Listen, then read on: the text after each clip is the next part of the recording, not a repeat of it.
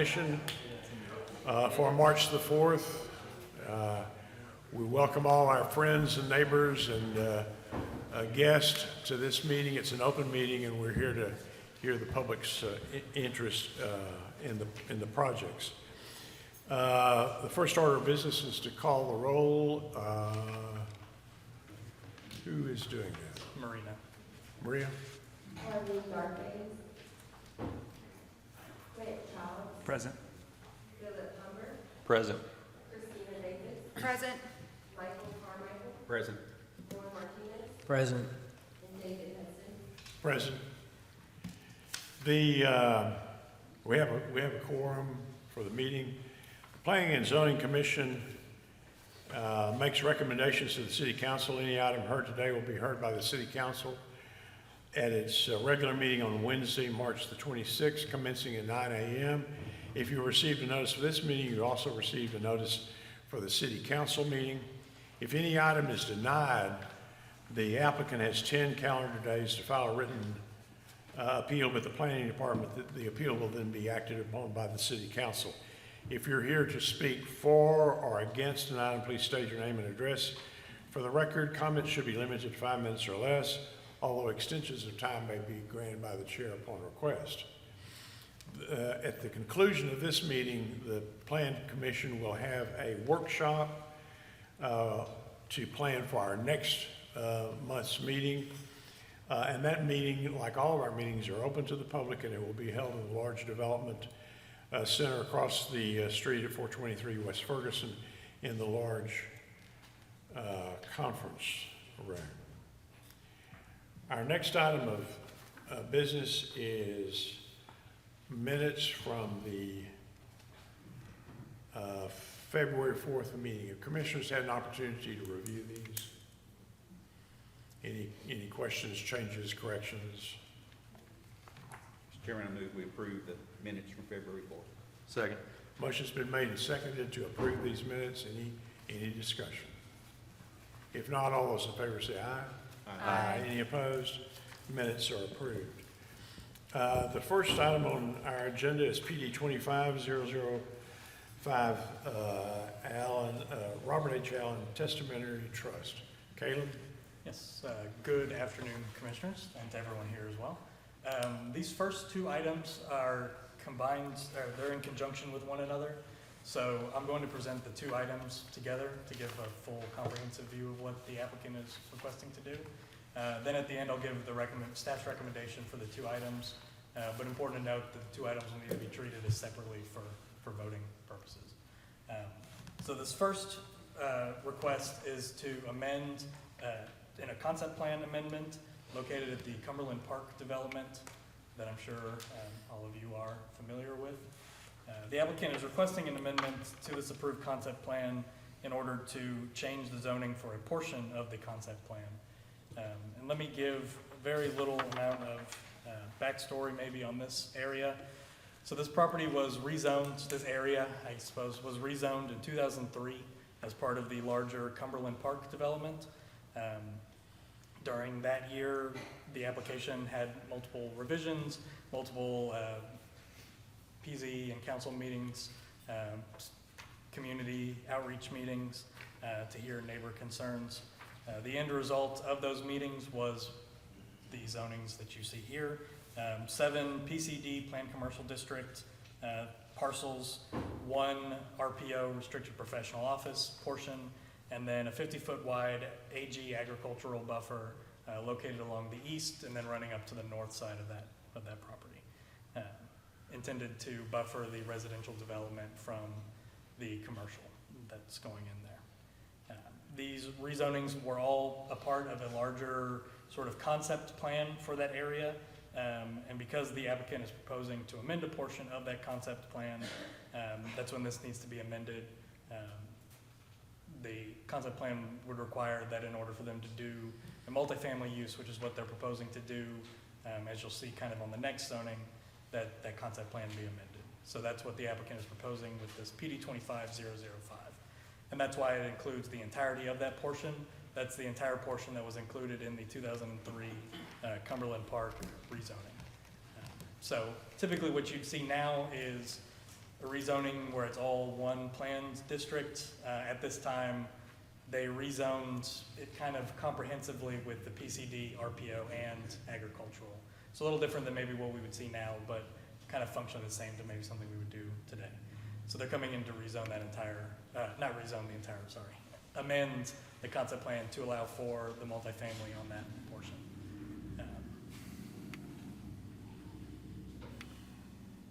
That's the area here. Okay, so moving into what the applicant is proposing to do. The applicant is proposing a rezoning from AG, Agricultural District, RPO, Restricted Professional Office District, and PCD, Planned Commercial District, to PMF, Planned Multifamily. And this is the portion here that they're requesting to rezone.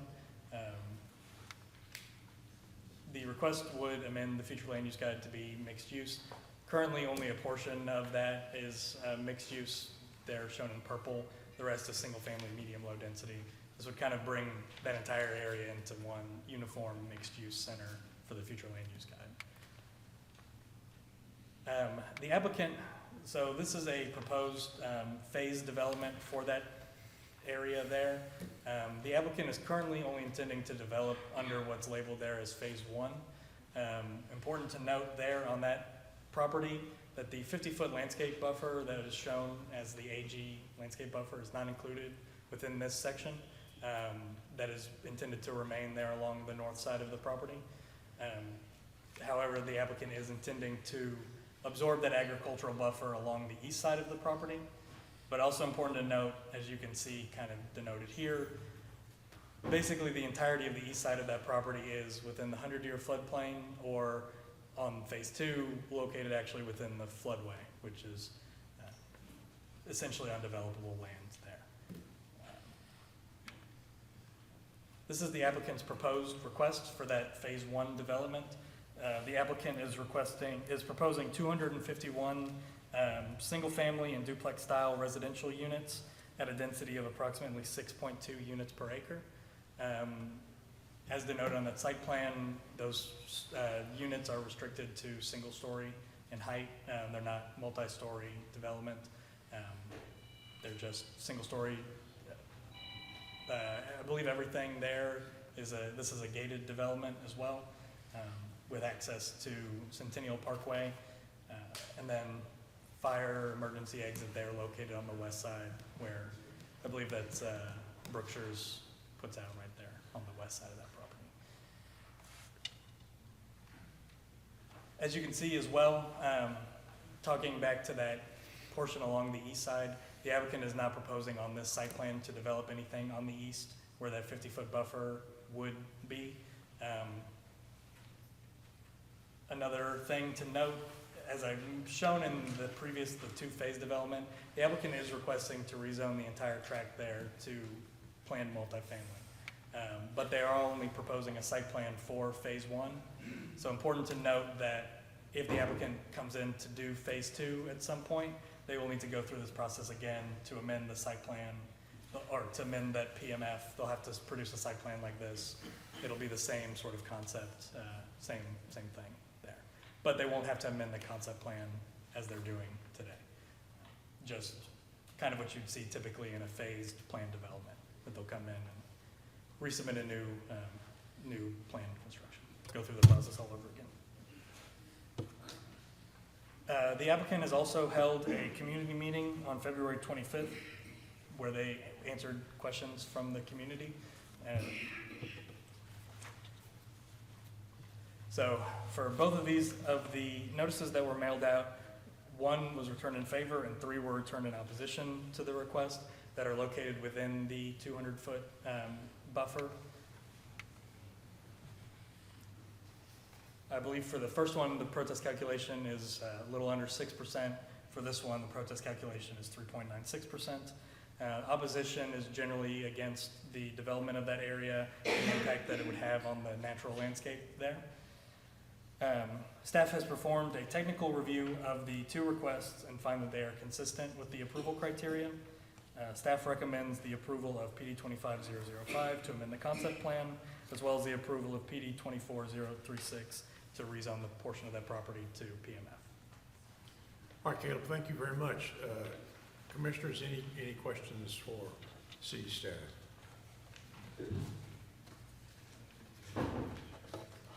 All right, if not, I have an electronic device up here with a long list of people who are here to speak. I need to discriminate between those that are on this item and those on other items. Are there persons here who'd like to speak on the two items that Caleb has discussed?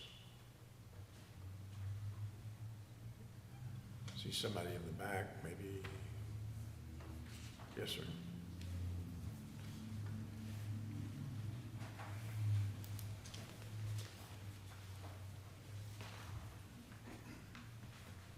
If you'd just state your name and address for the record. Yes, my name is Stuart Bannon, and I live at 9401 Cherokee Trail, which is on that east side of the whole complex there. I am in favor of the developments. I do just want to voice two concerns. The first one being the height restrictions. We understand that phase one is single story, but keeping that phase two, which I know is unknown and they have to return again, a single story is very important, I believe, to the neighborhood, to keep that light pollution down and keep that natural buffer doing what it's supposed to do. And then the second concern, which I understand, probably brings in a lot more than just zoning, but to think about the traffic involved. We're seeing substantial traffic on Cumberland there, which is a 40-mile-per-hour road with no shoulder. It's a residential road being used as a connector, and that's a concern for people turning on and off of it, and just the speed that people are going. And with the addition of 200 units and then potentially many more, I think just the neighborhood around, and then in addition to the Jennicove developments further to the north, we would like to see a little more study on the traffic impacts of all of these developments as well. So height restrictions to one story, and some consideration of the traffic patterns around that area, which was not really built as intended for that amount of traffic, is what I would like to put on the record. Thank you. Thank you. Commissioners, any questions for this gentleman? If not, thank you for your time and presence here. Thank you. Are there others who want to speak on these first two items that have been, yes, sir?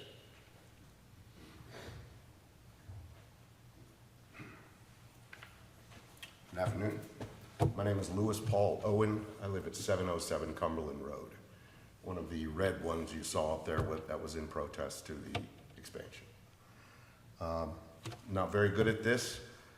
I've never actually spoke, for or against any kind of zonings in my life.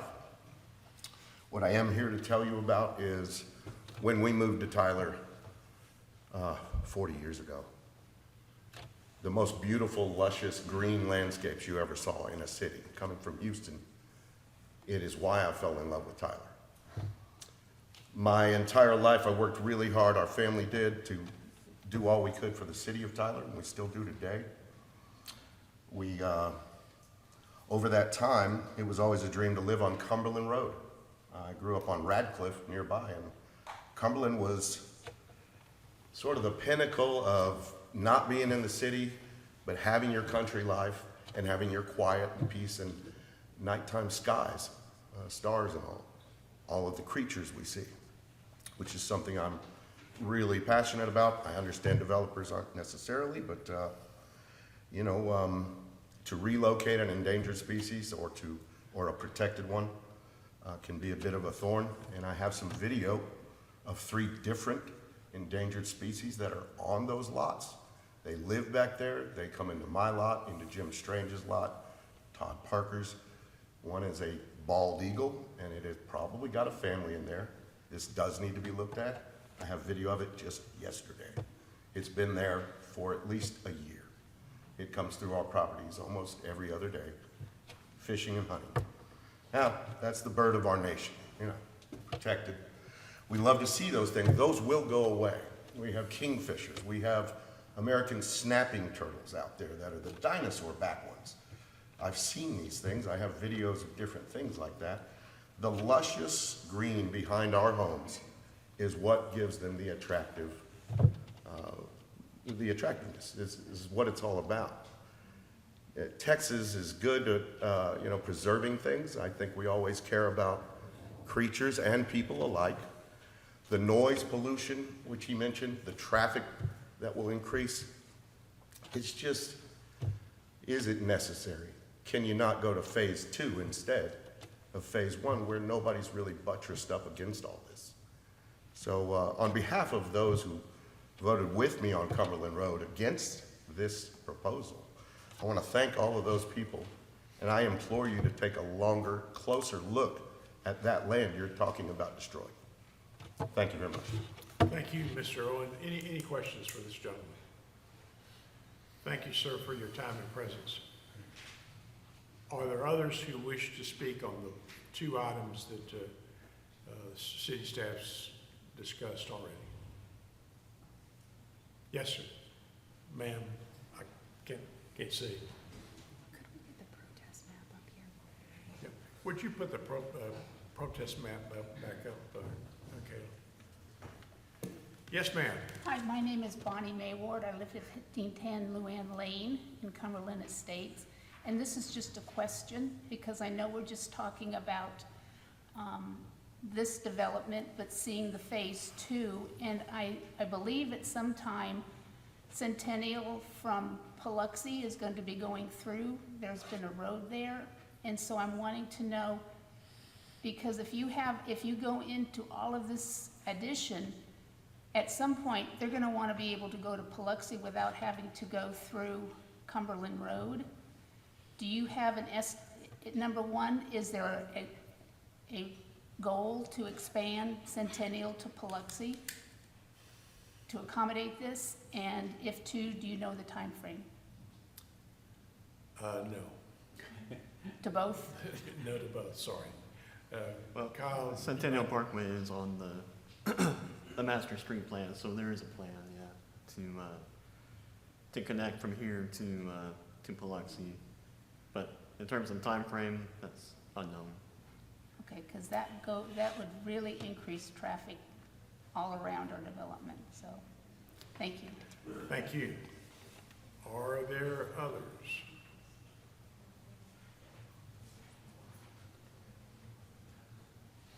Commissioners, any questions, discussions? Is the developer here to give a presentation? Is the applicant here, somebody representing the applicant? Yes, sir. You have, why don't you come to the microphone?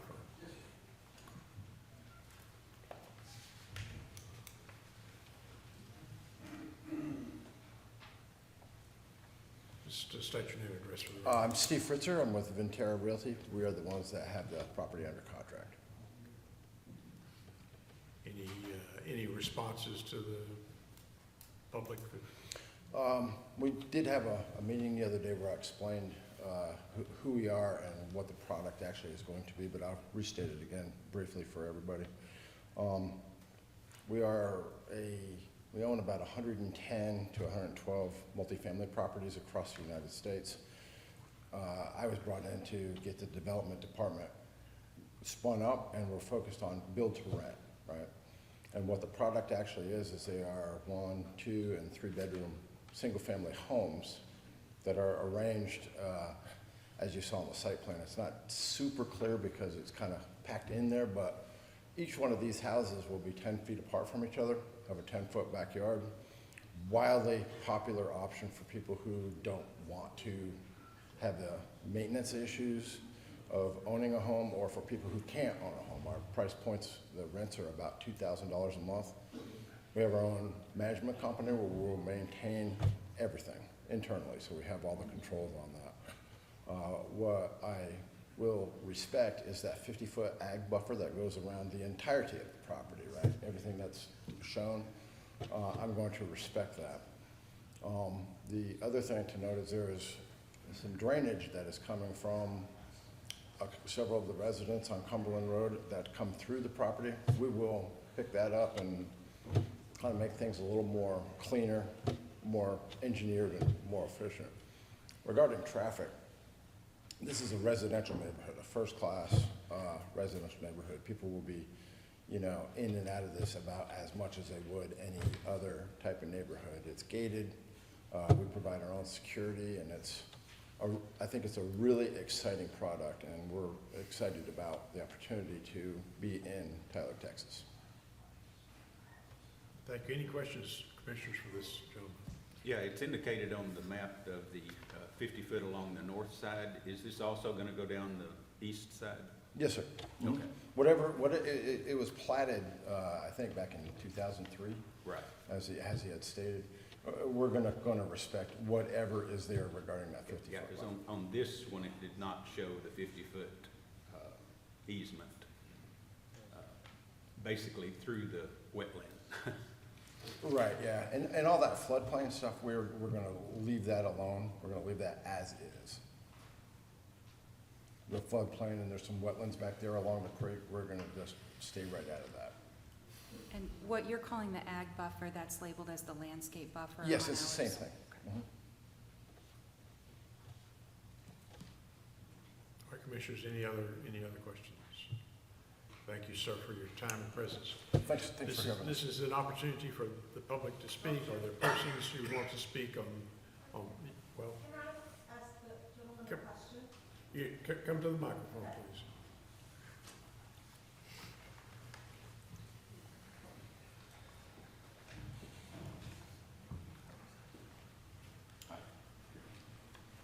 I'm Teresa Robertson, I live on Old Hickory Road. And my question for you is this development resale or lease? Can be rental property, do you know? They're lease properties, yes. They're lease properties. That was what I needed to know. Okay. Thank you. Thank you, sir. Any others? This is an opportunity for the public to speak. If not, the city staff has recommended this item. Is there a commissioner who'd like to make a motion? And once again, I'll refresh. This is two items, PD 25005. If we're going to act on PD 25005 first, if there is a motion. I'll make a motion to approve PD 25005. Motion's been made. I'll second. Motion's been seconded. Any discussion? If not, all those in favor say aye. Aye. Any opposed? PD 25005 is approved. Next on our agenda is PD 24-036, and let me just make sure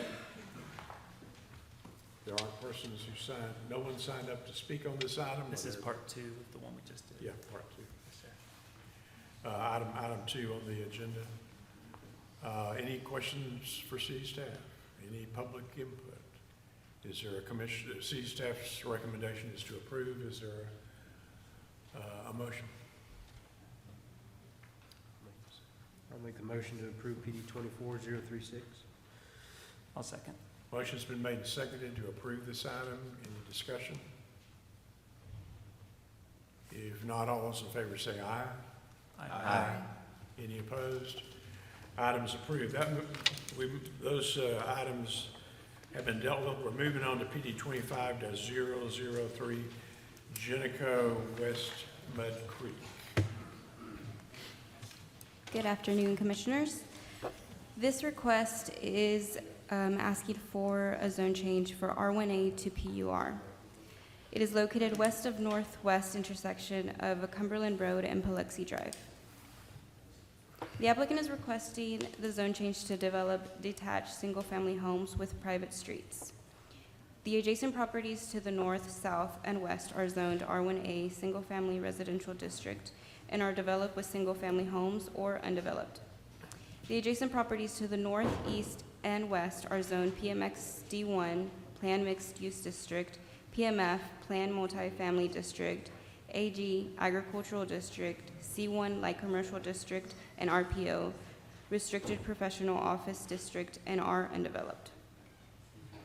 The future land use would consist of single-family medium-low density. The applicant is requesting the zone change to develop detached single-family homes with private streets. The final site plan proposes 74 single-family homes, total area of 51.63 acres. The proposed development would create a lower density than what would be allowed in an R1A zoning. Subdivisions with 74 lots require 2 access points. The second access point on the west stubs to a platted subdivision that at the current time does not show a connection to receiving the street stub. Therefore, the proposed development does not comply with the access point requirement. All other development standards, including setbacks, density, height, landscaping, and parking, will comply with R1A regulations. Construction of the subdivision will occur in 2 phases. If there were to be any changes in the future to the use of the property, then it would have to go through the same process it is going today.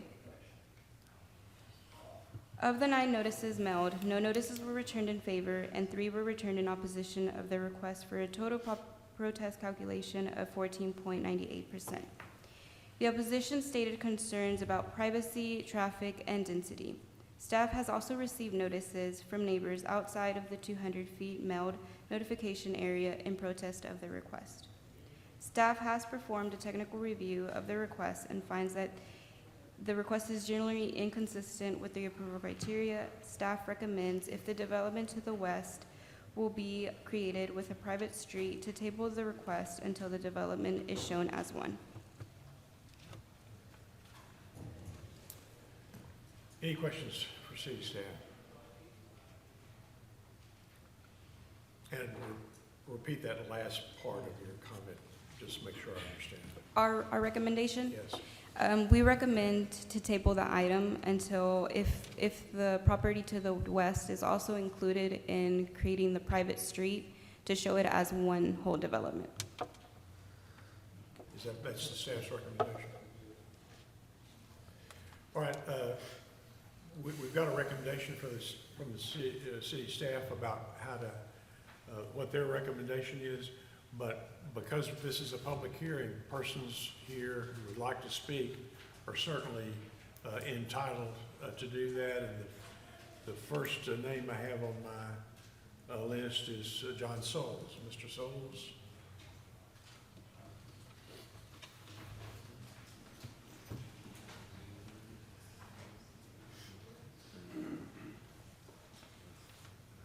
Good afternoon. John Souls. I live at 1401 Cumberland Road, which is directly across from the street from this proposed change. And I'd just like to make a comment. Lived there since 2000 and have seen the neighborhood virtually remain the same with the increase in traffic on Cumberland due to I think probably the extension across to the west of Broadway. But I'd just like to make this comment. Our entire neighborhood area is single-family homes. We think this area should remain as it is now, single-family homes. Changing to PUR will degrade the character of our neighborhood and probably lower all area property values, as well as create unforeseen problems like additional traffic, additional noise, excessive light, and tranquility loss. In my opinion, PUR represents problems rather than progress in this particular instance. Being in business, I readily understand the property was purchased with the intent of developing it, but I feel like that development should be it should be in character with the rest of the neighborhood, and it shouldn't be rezoned to allow a degradation of the neighborhood area that attracted all of these people in the first place. So I would just ask the council to keep in mind as your opening statement, Mr. Hudson, was neighbors. We want good neighbors. We don't want unwelcome neighbors. And we think that to keep the area as it is now, which is a single-family neighborhood, would be the neighborly thing to do. Thank you. Thank you, Mr. Souls. Any questions?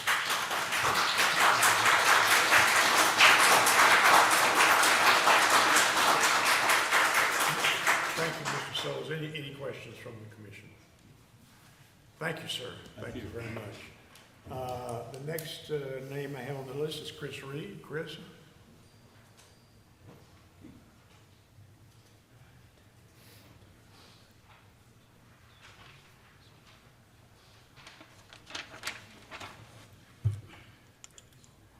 Good afternoon.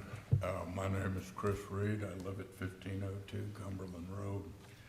The two issues I'd like to discuss concerning this change of status are of mutual public safety concerns. The first would be concerning changes to drainage runoff and lag time of infill to the adjacent and bounding Shackelford Creek. The property is bounded to the north and west by Shackelford Creek. This property has served as pasture land, with most precipitation being readily absorbed into the surface soil of the Sparta sandstone, and migrates slowly to Shackelford Creek, where it is perched at the top of the underlying Weeches Formation.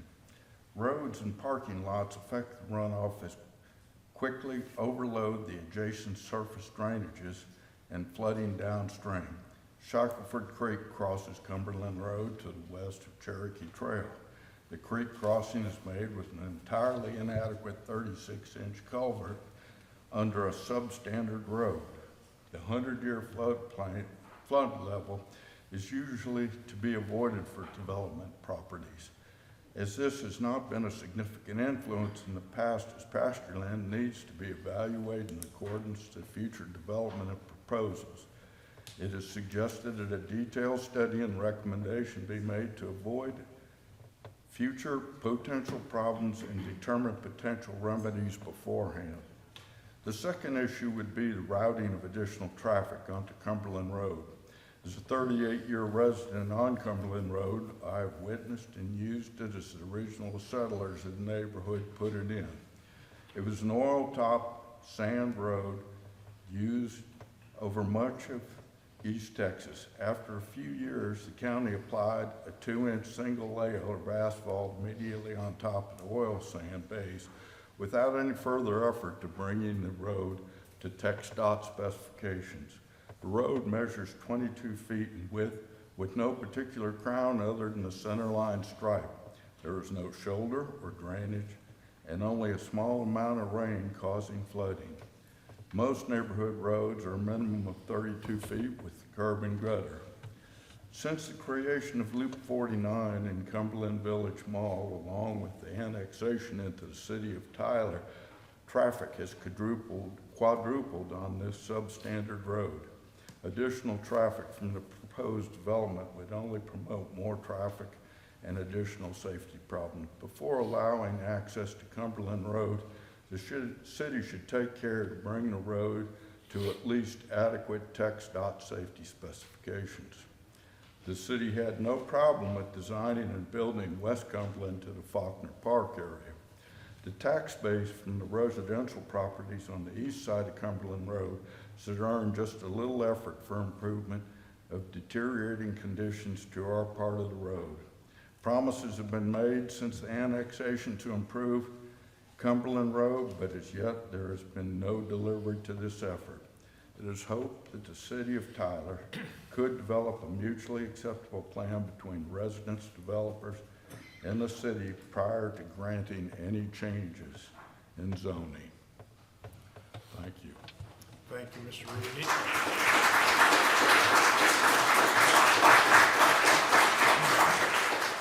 Commissioners, any questions from Mr. Reed? Thank you, Chris. Thanks for being here. The next name Well, I'm not, so. The next name I have on the list is Richard Perryman. Mr. Perryman.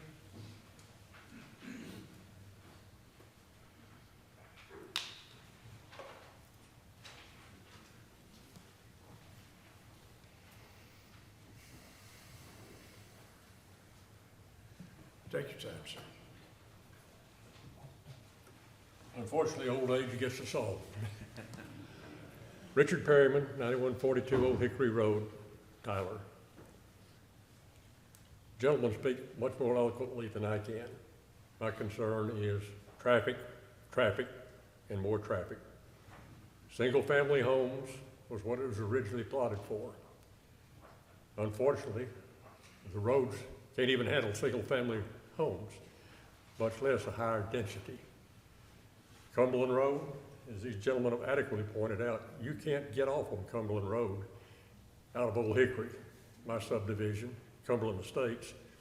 In the morning, it's almost impossible. You either have to turn right, Biloxi, and work your way around. Maybe you can turn left and get on Cumberland, but it's doubtful. As you add more population density, this only increases. Biloxi, any of you have been on Biloxi, it carries an awful lot of traffic. And I understand there's plans to widen it, but that's in the future. Broadway, anybody been on South Broadway lately? Looks like a parking lot from about 7 in the morning till later than I'm up.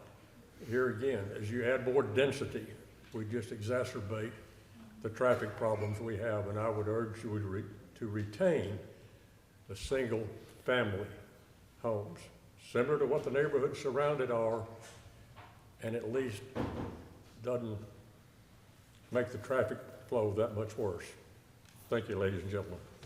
Any questions for Mr. Perry? If not, thank you for your time and presence. The next name I have on my list is Richard Kuna. Mr. Kuna?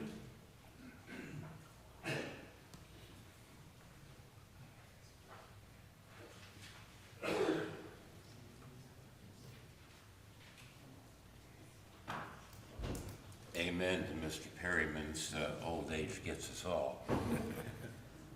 Well, compared to the gentlemen that have already spoken, I'm a relative newcomer to I live at 1445 Old Hickory, and it's a really nice neighborhood. I'd like to add to what Mr. Reed said.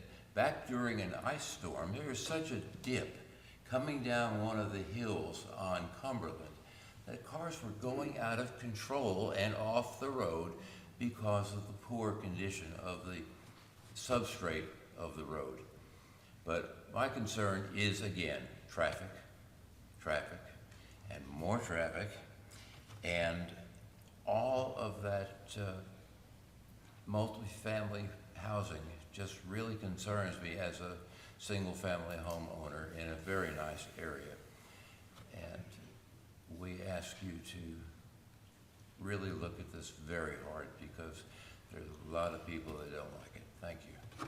Thank you, Richard. Any questions? Richard, thank you again for your time and presence. I'm sorry.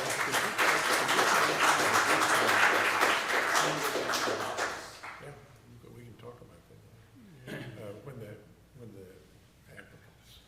I want to go through the others who signed up to speak.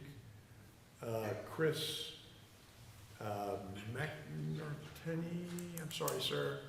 If you want to come forward.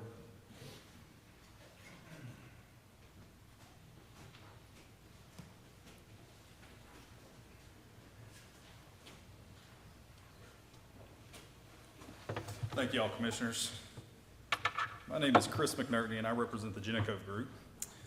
And I'm for the zone change.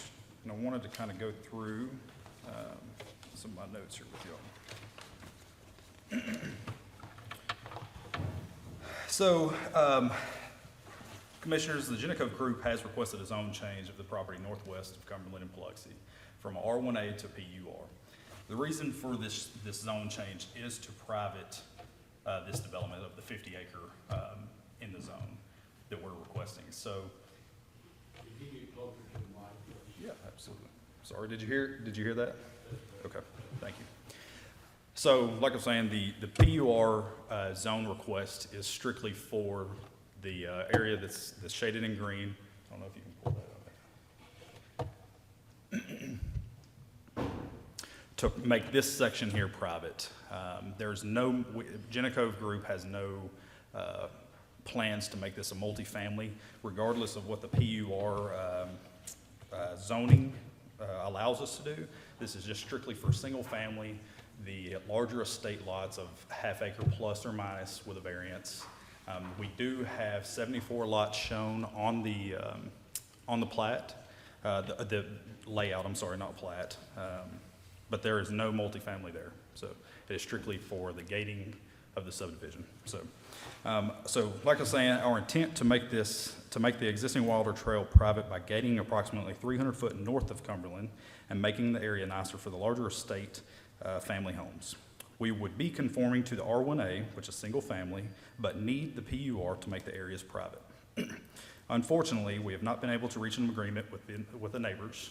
So at this time, the Genacove Group asks the commissioners to table the item and allow us to either reach an agreement with the neighbors and/or provide a revised site plan per the narrative. Thank you, sir. Any questions for this gentleman?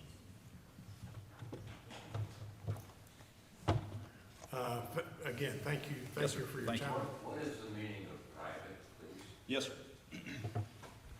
Yes, sir. So for us to gate the area in green here, we would have to place a gate per 60 lots, which is a city of Tyler's required. That's their code and their enforcement. So for every 60 lots, you have to have one mean of egress. So our intent, if on this map here, you'll see on the southern east side, there's a gate that would ultimately tie out to the future Cumberland that follows the master street plan per the city of Tyler. And then on the west side that's not shown here on this map would be another gate about 300 foot north of Cumberland, basically making all of Wilder and this area here exclusive gated.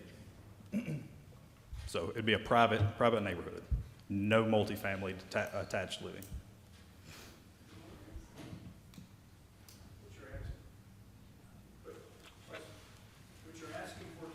Hey, sir, if you want to, someone wants to speak, please come to the microphone and state your name and address for the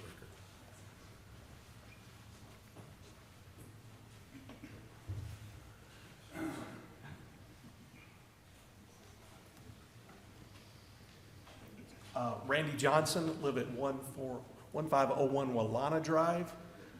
Question, if you're asking for it to be zoned multifamily, but your intention is not for it to be multifamily, we're taking your word that it's not going to happen in the future?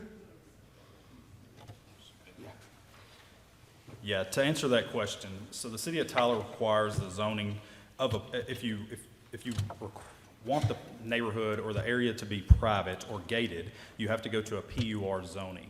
Now, yes, that does leave it open-ended for some of the concerns that we've heard for multifamily. However, this PUR is zoned single-family per the narrative and the site plan that's provided. As Ms. Anna stated earlier, if in the event that was ever to change, Genacove Group would have to come back and do this whole process all over again to change it from single-family per the narrative to multifamily.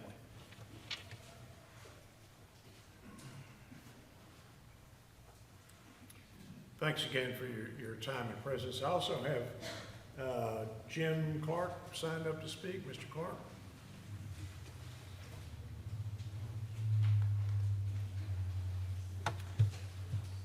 I'm Jim Clark. I live on 1418 Cumberland Road. I have 15 acres that backs up directly to this proposed development. And I've been there 26 years. Cumberland Road is not like any other road in Tyler and a lot of other places. It's a two-lane residential community road. All the properties are multi-acred and all the driveways connect with Cumberland Road. It is not a thoroughfare road. And if you look at other roads that have lots of traffic on it, like Grande, that's a thoroughfare road. They don't have houses facing the road. You even go to West Grande, which is 69 and Old Jacksonville, that is a thoroughfare road. And so we have to treat it that way. You know, we have to be able to get out of our driveways and turn left. And when you add all this additional traffic onto our road, which you've already heard from people that live there, there's already a big problem. And another development is just gonna cause that much more problem. And I would just say if they were gonna do a development, it would need to be lower density, more like 30 to 40 lots. And if you look at the north side of Cumberland Road, which would encompass all of the properties that are on Cumberland Road, which are multi-acred, as well as Wilder Way, which is all acred lots, multi-acred lots. And then you have Cumberland Acres, which is Wilana. The minimum lots are 1 acre. And if you wanted to fit in with that neighborhood, you would have a 1 acre lot minimum. So I would just propose that if he did want to work with us, it needed to be a lower density property. And, you know, as we talked about, it's a residential community road, and I know they've talked about maybe 4-laning it, but if they did that, then we would never be able to get onto Cumberland Road, out of our driveways.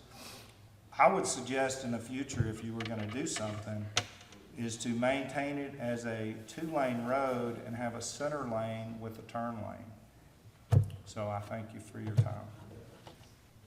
Thank you, Mr. Clark.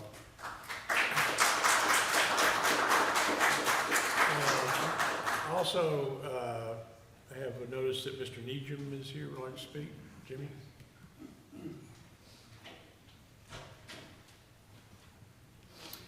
Good afternoon. I'm Jimmy Needham.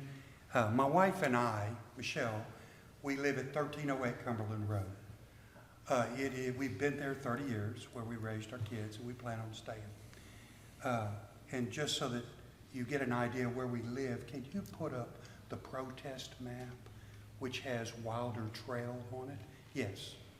This is the protest map, and I protested, and my house is right there, that is not shaded in red. It is on the corner of Cumberland Road and Wilder Trail. We don't have as many acres as Jim has, but we have 7 acres. And it's just north of Cumberland Road, and it's at the corner. And my protest against converting this from R1A to PUR is similar. It's going to increase the density of residences. And while they may not plan at the present time to have something other than single-family residence, if you give them PUR, they have the right to do that. And that is one of our major concerns. We don't want duplexes. We don't want multifamily, because that's not compatible and it's not consistent with the neighborhood. Now, one of my major concerns and why we protest is Wilder Trail is just to the east of my property, if you look on your monitors. And it comes all the way out to Cumberland Road. I've had multiple discussions with Chris, with Jenna-Cove, even Dennis Darrell, whose family supposedly owns Jenna-Cove, and a gentleman by the name of Brewer, who works at Jenna-Cove. And I have expressed and began expressing these opinions back in November. What they want to do with this 50-acre development, 100 or so homes, whatever it is, 80, 90 homes, is they want to have ingress and egress to these homes through this little road that runs on the east side of my property, Wilder Trail. They want to funnel all this traffic onto Wilder Trail, which is not drawn. Wilder Trail is, but they don't tell you where they want to funnel the traffic. They want to funnel the traffic from these two subdivisions to a connector road that connects to Wilder Trail and then goes south on Wilder Trail to Cumberland Road. Cumberland Road is congested. When Jim Clark and I were out there just the other day talking about this problem, we almost witnessed a rear-end collision. We were at the corner of Cumberland and Wilder Trail. When you pull up to the corner of Wilder Trail and Cumberland Road, where this subdivision would funnel all their property, you look to the right and you can look to the left. To the right is westbound. There's a hill, a drastic hill. There is no way this traffic that they want to funnel to Cumberland Road from Wilder Trail, from these subdivisions, could ever get out. The city would have to end up putting a traffic light there. Cumberland Road is already congested. There is no way this little two-lane road could accept any more traffic. Now, they need to develop their property. I don't have a problem with that. I have no problem with progress. But as several people have already said, it needs to be compatible. It needs to be consistent with the neighborhood. And because of that, me and several other individuals, and if you look at the map, have recommended don't funnel these 80 homes of traffic down Wilder Trail to Cumberland Road. Take it in a logical sense. Take it from the east boundary line of this property out to the major artery. Build a road straight to Biloxi. That's where everybody's going anyway. So what they should do is take the road from the east property line to Biloxi. And that because 90% of the traffic is going to go left on Biloxi, travel north, and they're going to go to town. Why funnel it from Wilder Trail onto Cumberland Road?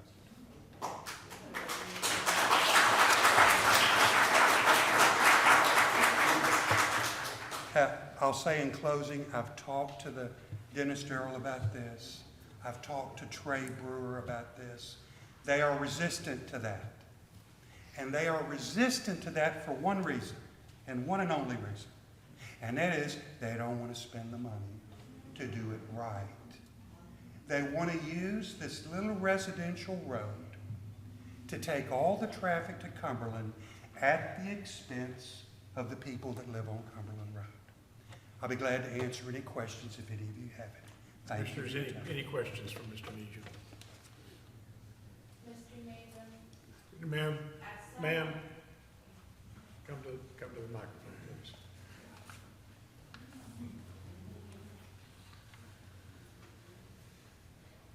Oh, hello, my name is Elsa Saigusa, and I live at 1537 Cumberland Road. And I would like to ask if anyone else is afraid, as it is, to check their mail. Going down there to check your mail it's like if you're in traffic. Are you scared, Mr. Nathan? Yes, and I can... I just want it on the record that one of us is gonna get hit out there, as it is probably, but you're adding more traffic to that. Well, I can lend you a real-world example. I think it was December the 9th, my wife went out to check the mail. And then as she was walking back to our house, a car came by at about 70 miles an hour. The right front wheel came off of the tire, hit our gate control brick podium, and destroyed it. And we just got, I don't know if some of y'all saw that, but we just got it rebuilt, and she got back to the house and called me and said a little prayer because it could have been her. But anyway, I'm glad you brought that up. Thank you, Mr. Needham. Any questions for Mr. Needham?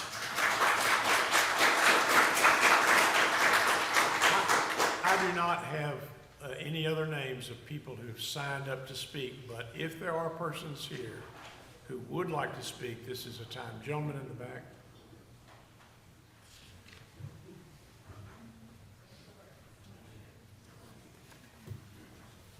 All right. Hello. My name is Nathan Lemaster, and I'm at 816 Cambridge Bend Estates, so Cambridge Bend Road. Our neighborhood isn't the one that's been talked about, but I represent our HOA in our neighborhood. I'm the president, and we didn't find out about this until about a week ago, and it was from somebody in Cumberland Estates that we found out from this. And so we had to organize our neighborhood really fast to kind of like hear what was going on and how it would affect us eventually, because we have a potential road that could be built into our neighborhood, which would increase the traffic and all the other things people are saying. But we were managed in 1 week to collect 157 signatures in our neighborhood. So we have a lot of support behind this not happening. For all the reasons people have been speaking about, like the amount of traffic that would be coming in, the potential for increased crime rate, you know, all the things that lower property values, all the things that people are concerned about. I understand when people want to build stuff, and you know, I'm a business owner myself, so I understand you got to make money. And I agree with the last gentleman who spoke about, you know, how, you know, think about something that'll benefit, do it the right way, right? So basically what I wanted to do is support the, you know, this not ever passing. And so from there, that's what I got. Thank you, sir. Any questions for this witness? Thank you for your time and presence. There's a lady in the back. Yes, ma'am.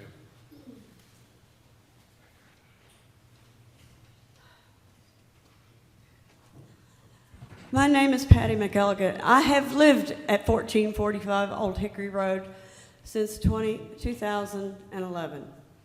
I have witnessed the traffic on Cumberland Road since then. It has increased mightily.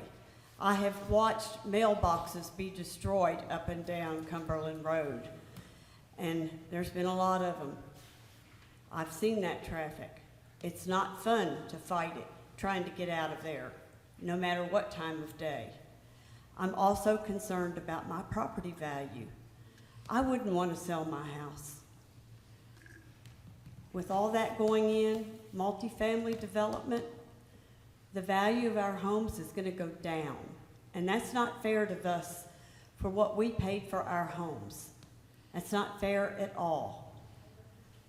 Please consider what we've put into our homes. That was an investment. The traffic is bad.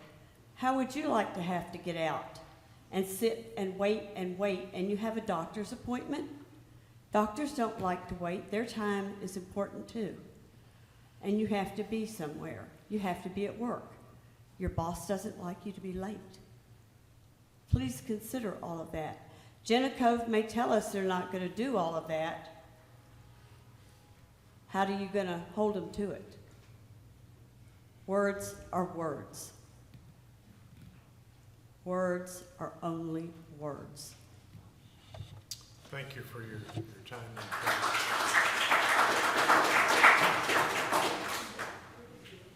We've had, sir, are you coming to speak? Yes, there's several people in line behind me. Okay.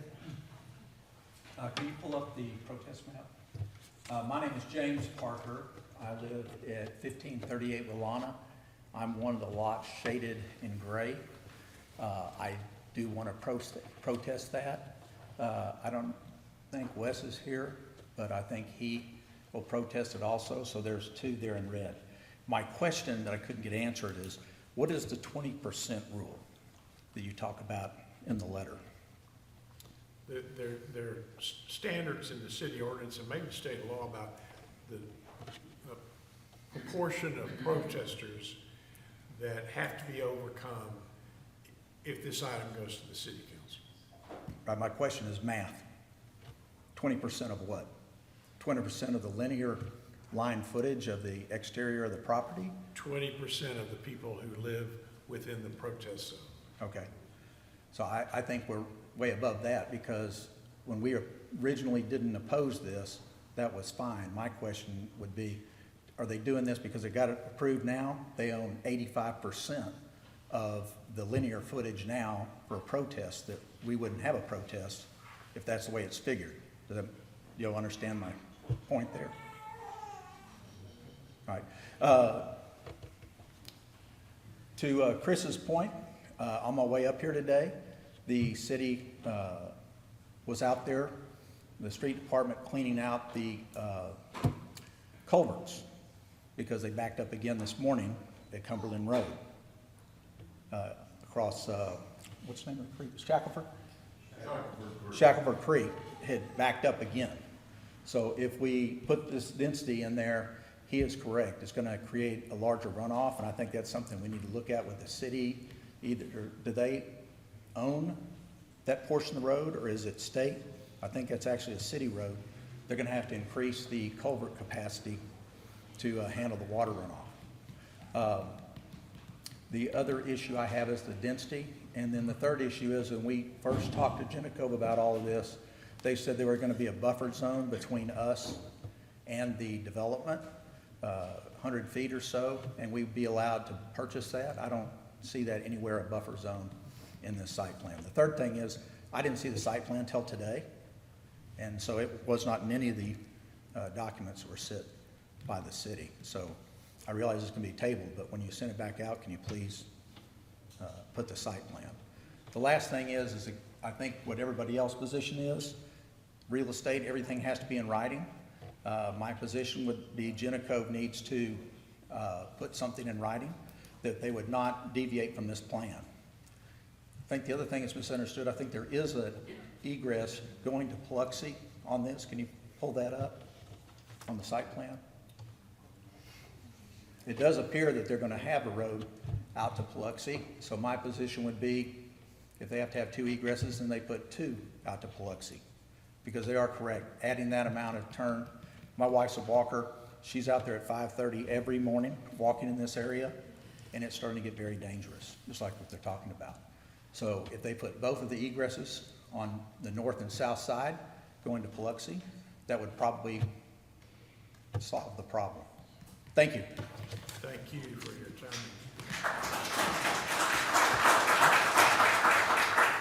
Yes, ma'am. This lady right here. Yeah, come to the microphone, please.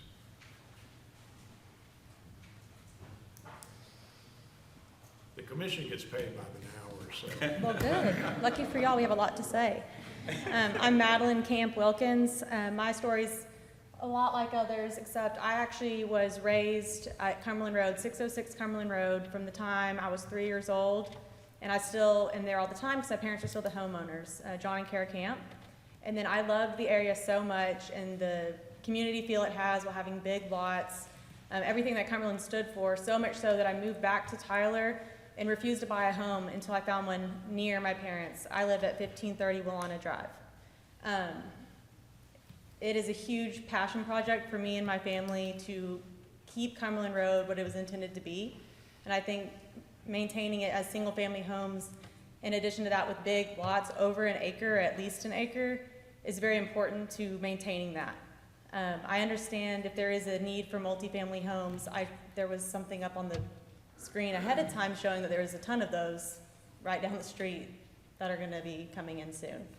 And there's a ton of them throughout the city, on anywhere, all over Broadway, down Broadway, even close to where they're intending to add more homes here. I know the land has to be developed since the Manzels sold it.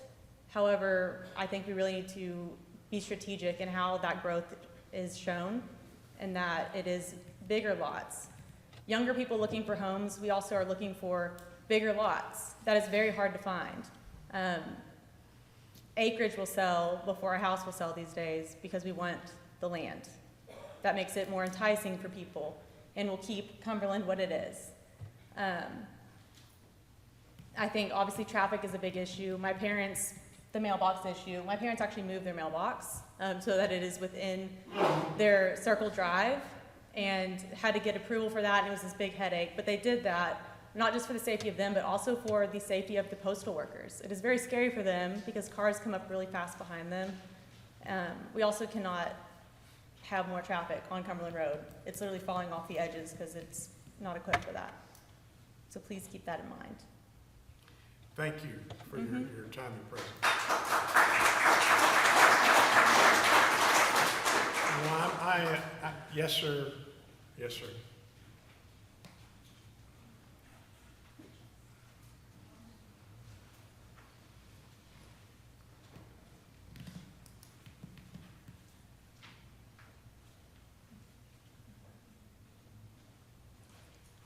My name is Larry Barnes.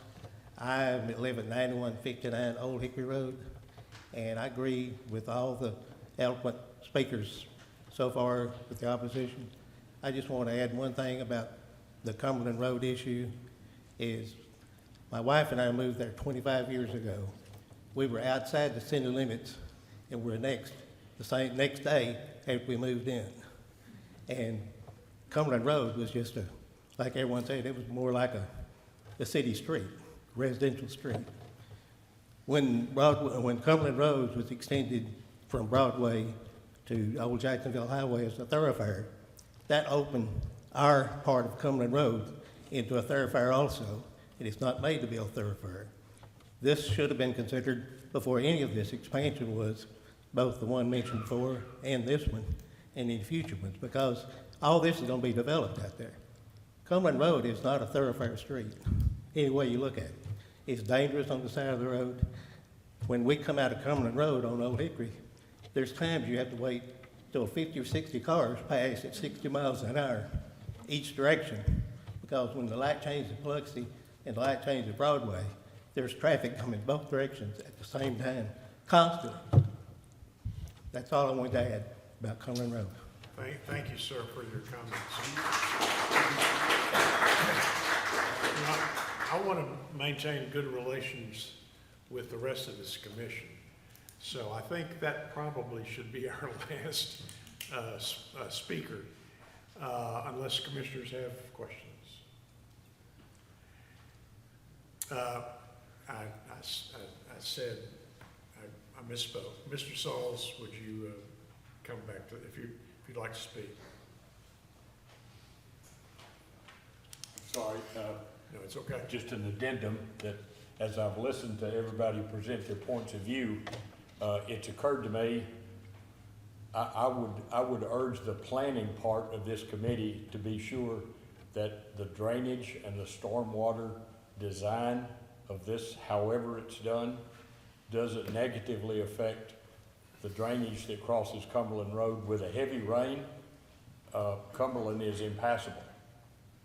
And if you pave another 50 acres and you redirect that runoff water the wrong direction, we're going to be closing 50 times a year instead of 2 or 3.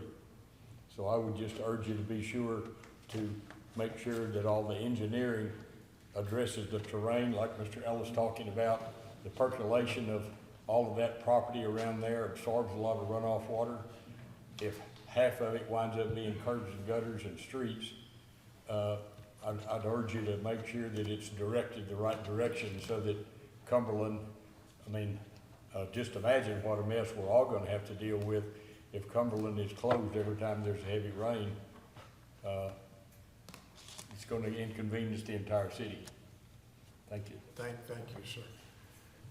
Commissioners, this is not my decision, it's the commission's decision. But as I see it, we have 3 choices. One, we can approve this proposal.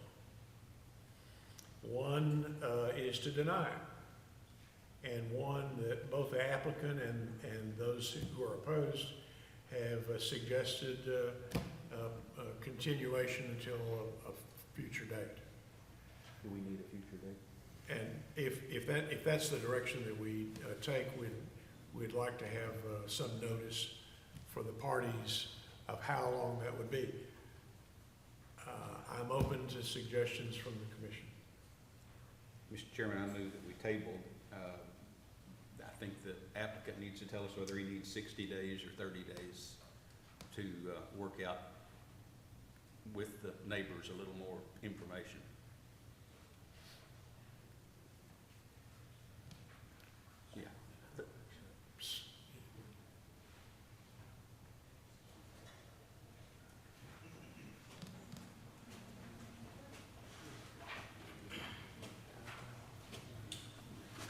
Mr. Commissioner, I think 30 days would be sufficient. Mr. Chairman, I move that we table this item for 30 days. Item number PD 25-003. Second. Motion's been made, and I'm sorry, Jimmy, we're about to vote here. Yeah, well, I was just going to suggest, maybe the residents need a little more time. Could there be consideration for these folks on the timing that they may need? But there certainly can, but we're in the middle of it. We've had a motion and a second, and we're going to now vote on the motion. Any discussion? All those in favor say aye. Aye. All those opposed? I'm sorry, Mike, I'm opposed to your motion. What is the vote? 5-1. Great. So the motion to continue for 30 days, to table this for 30 days, has been approved by the commission. Thanks to everybody for your time and patience, and I hope the applicant will be courteous with the time that's available to all parties. Hey, one other thing, if y'all are having a discussion, if y'all will go down to the lower level, because this could be a disruption. I'm gonna finish up the meeting, so tell them to do that.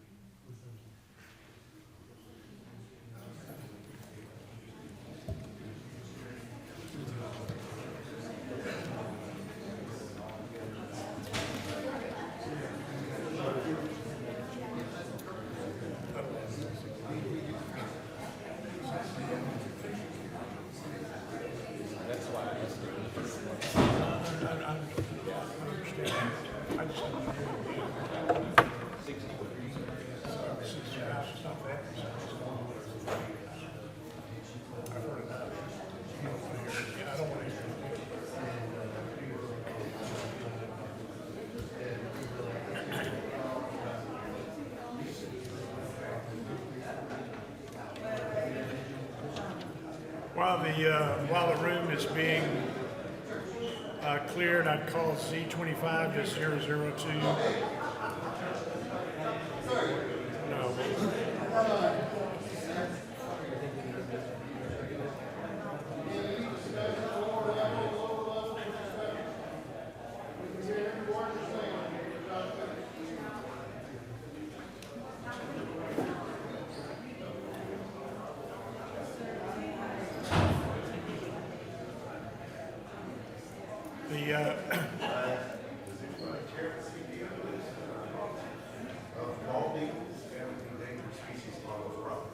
Thanks. I have a committee, and I am locating the nest with the help of the game warden, so we do need to talk. I'm so sorry. Thanks for your time. And Z25-002, New Door Properties LLC. Okay, so for this zone change, they're requesting R1B to R1D, which is our single-family residential district. It is located southwest intersection of North Russ Avenue and Kennedy Road. The applicant is requesting the zone change to build a single-family home. The adjacent properties to the north, east, south, and west are zoned R1B, single-family residential district, and consist of mixture of single-family homes and undeveloped lots. The future land use would be amended from single-family medium-low density to single-family and single-family attached. The applicant is requesting the zone change to build a single-family home. The lot is irregularly shaped, and the applicant would like to take advantage of the reduced rear yard setback required for R1D, which is 15 instead of 25 foot. In August, the initial application for the zone change was denied due to miscommunication regarding whether construction had begun without the necessary permits. The applicant was not available at the time to provide clarification. After waiting the required 6-month period, the applicant is requesting reconsideration of the zone change.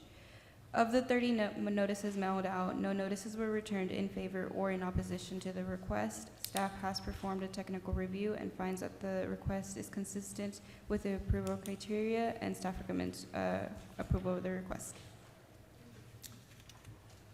Thank you. And any questions for Anna? I have several people signed up to speak. Is the applicant here? Yes, sir. Afternoon, Commission. You're doing okay today? Basically what I'm doing here is I'm trying to change it from R1B, the current zoning, to R1D. I built the house next door. It was R1B, but it's just a standard rectangular shaped lot. Built the house, economic housing, North Tyler, north of Gentry. We were able to build it without any issue. What I'm trying to do here, and I had some printouts, I tried to email it so we can have them here, but they said they had an overhead projector. Is that okay?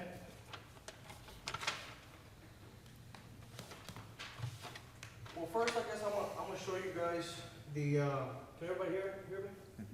I'm gonna show you the current survey of this property.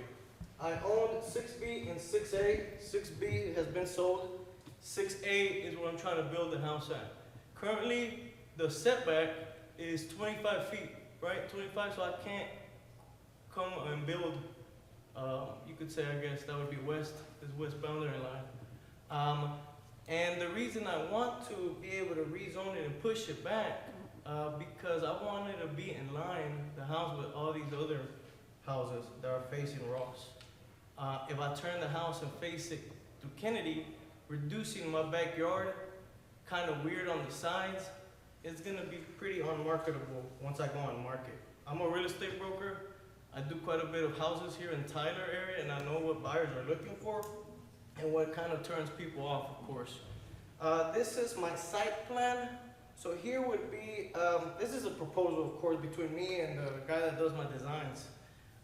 This would be how the house would sit on the site plan. If my R1D was to be able to get approved, this would be the proposed setback line, 15 foot from the backyard. Of course, it doesn't give me a lot of backyard, but it gives me a more standard definition of the house. The dotted dash line, the bigger one, is the current setback line at 25 feet.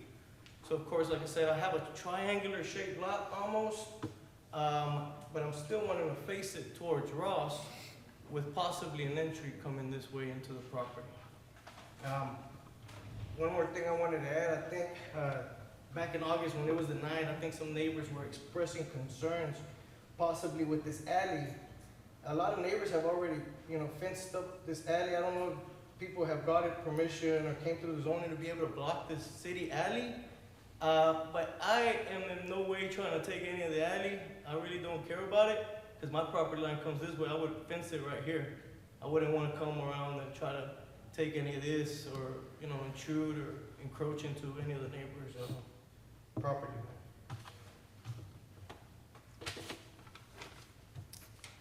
That's all I got. Any questions for the gentleman?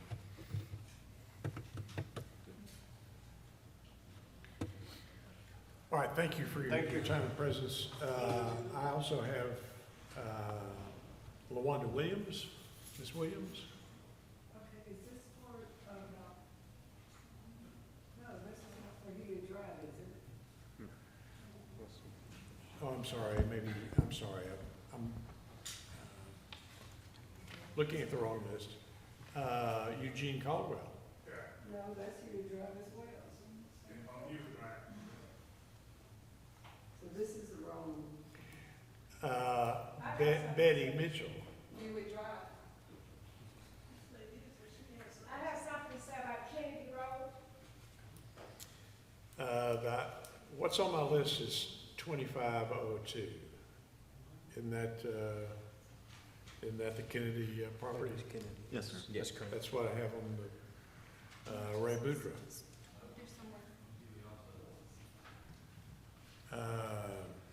I have several speakers on for this item by number. No, I'm sorry, I don't. Are there persons here who would like to speak on this item? Yes, ma'am. My name's Ida Mitchell. I'm at 1216 Kennedy Road. And my property is right on where he's talking about, the alleys coming through. But that fence was there for 34 years since I've been there. And someone had put a fence on the other side right at mine. I'm about to take that down because that's not his property, that's my line. And what he's talking about, my property goes, my stake from Habitat, that stake is still inside my fence line, and it comes straight down where I had it re-circuited. I had the people to redo it. So really, he's not gonna be able to turn it the way he wanted, because it's supposed to be shaped like an octagon.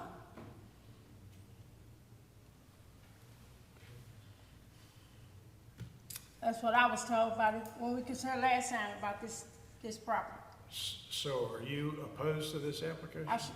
Right. Okay. Any questions for this lady? All right, thank you for your time and presence. Are there others who would like to speak on this item besides the applicant?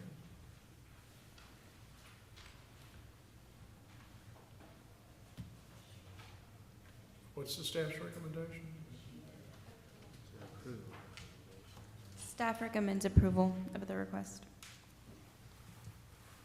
Are there the persons here who'd like to, any questions from city staff? Commissioners like to make a motion. I would move to approve Z25-002. Second.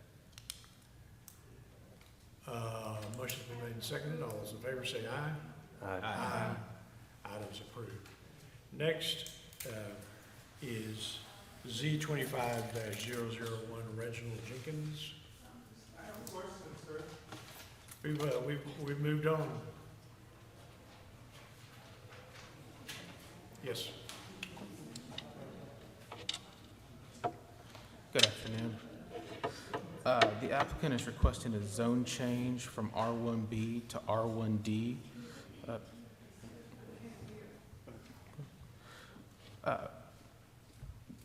The applicant would like to build 2 detached single-family homes.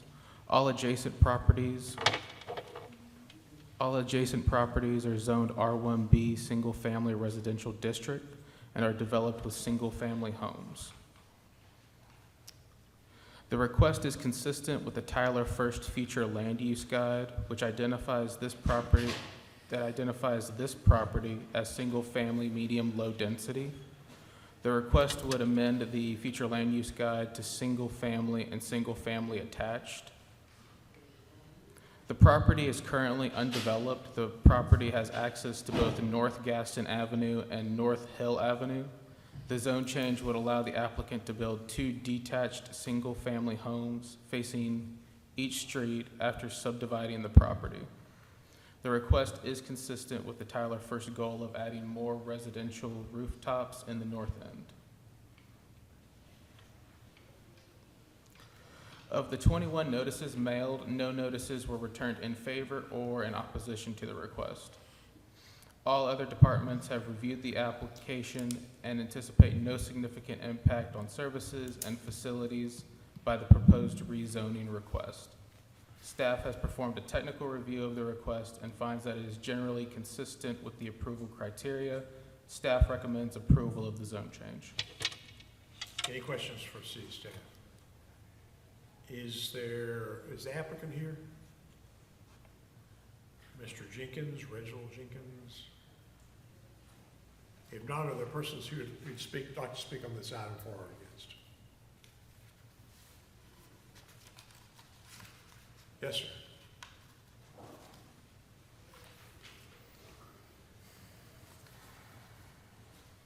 My name is Robert Phillips. I appear today on behalf of the Board of Directors for Community Fire Social Services. We are a community housing development organization, and we own several properties in this immediate neighborhood. And we are here to voice our support for this move. It's a uniquely laid out lot that allows the 2-home model to work without over cramping anything.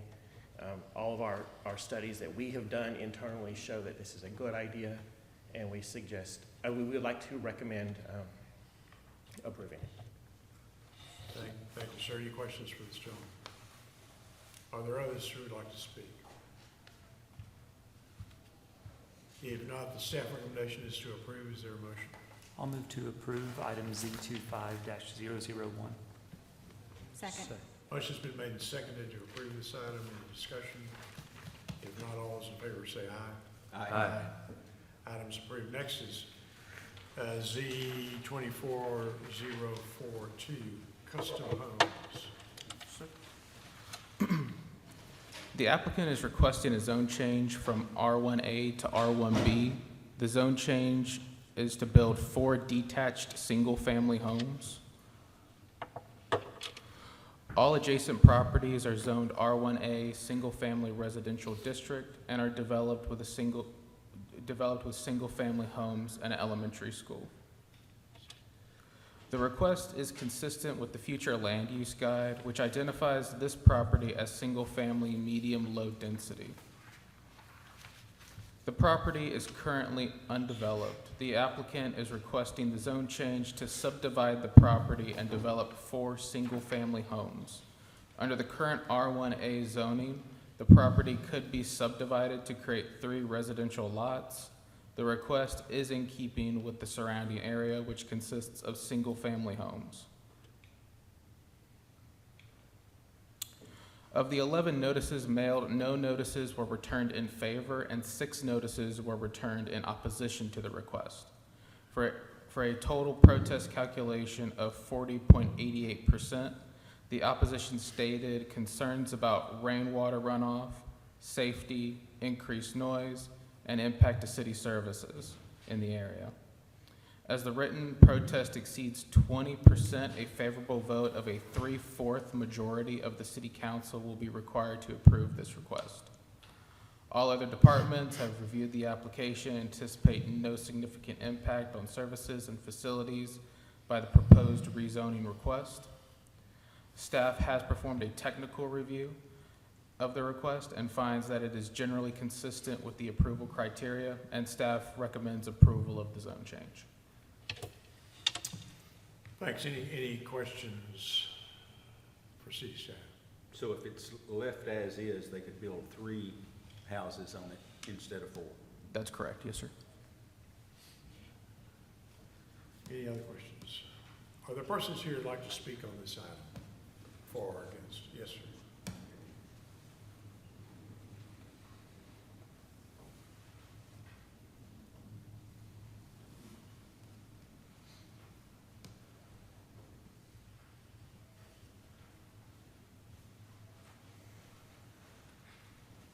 Thank you, Commissioners. My name is Danny Brazier. I live at 5357 Patton Circle.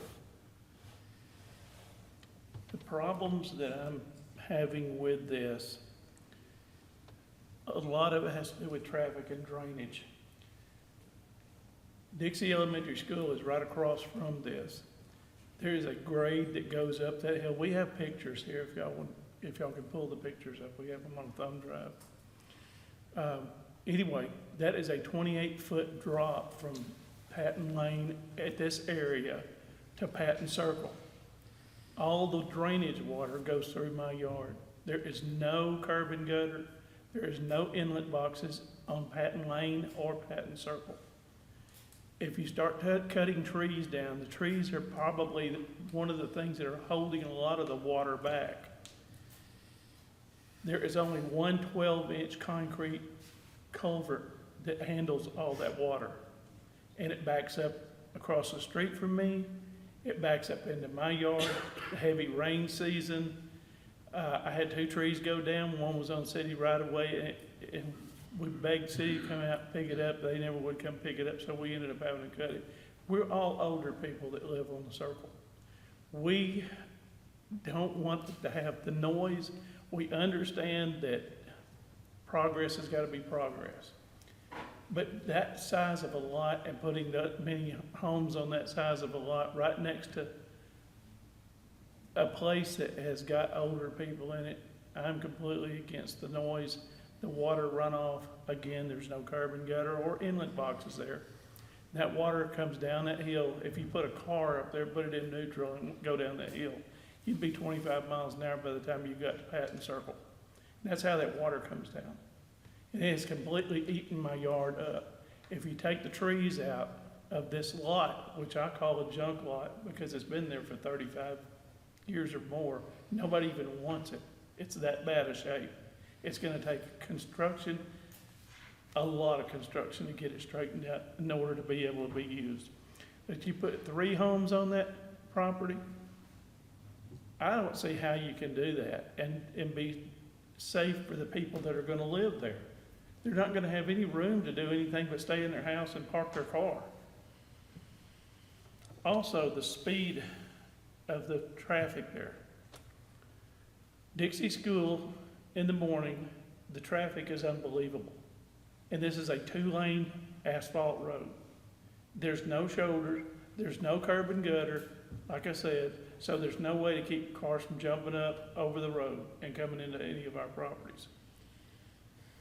When when school lets out in the afternoon, from Dixie School all the way to Highway 64, they take up 1 complete lane of this road.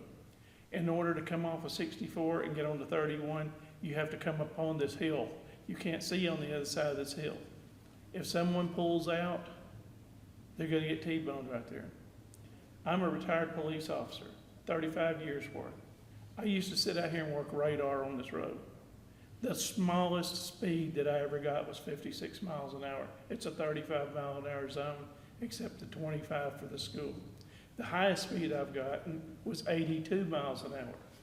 People use this as a cut-through, and the danger there is exponential if you put more houses in there and people are trying to get out on the road.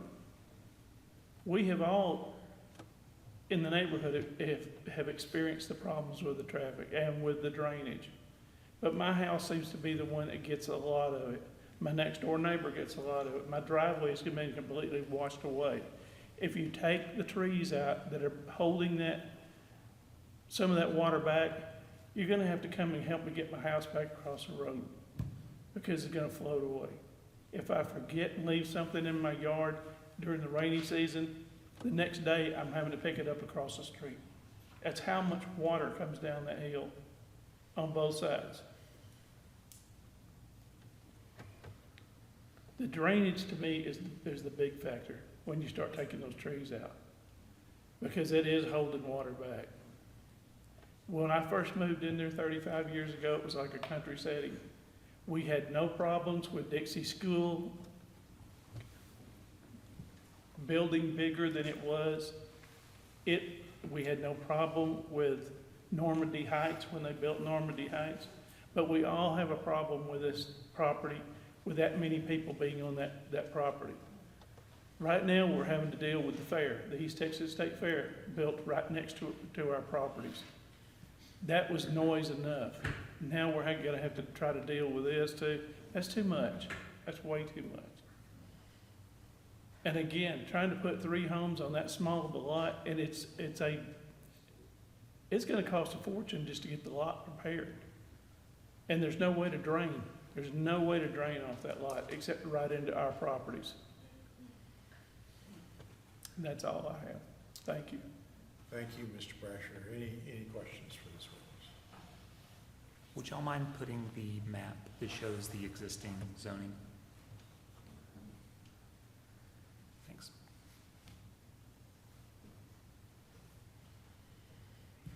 Thanks again for your time and testimony. If I'm reading this right, Betty Mitchell? Yes. I don't have a dog in this particular fight, but I do have a question, procedural question, so all of us will understand and have clarification on how city staffers make recommendations. We've come here several different times on several different issues on anything that ever affects our community. We will always be here, the St. Louis community. And so on this particular issue, we see that 40.88% of the people that live in this particular neighborhood were against this. But yet the city employees are recommending that it goes forward. And so my question is just a clarification. And, you know, government for the people, by the people. And here we are with this amount of people that are saying, for the reason that the gentleman so eloquently spoke, that they're against this. So how is it that I'm just asking for clarification, not being critical, but I've been here on several different occasions when people have made recommendations and they've given good reasons as to why they're in opposition, not for the failing of progress, but for safety, well-being, for lack of infrastructure, but yet our city employees vote to support the builders and the people that want to change products. So how does that happen? That's my question. And that may be rhetorical, you may can't answer it here, but I did want to raise it because we are very much aware that when we come and we put our energies in here, that city employees are working against the people versus for the people. Thank you for your time and presence, Betty.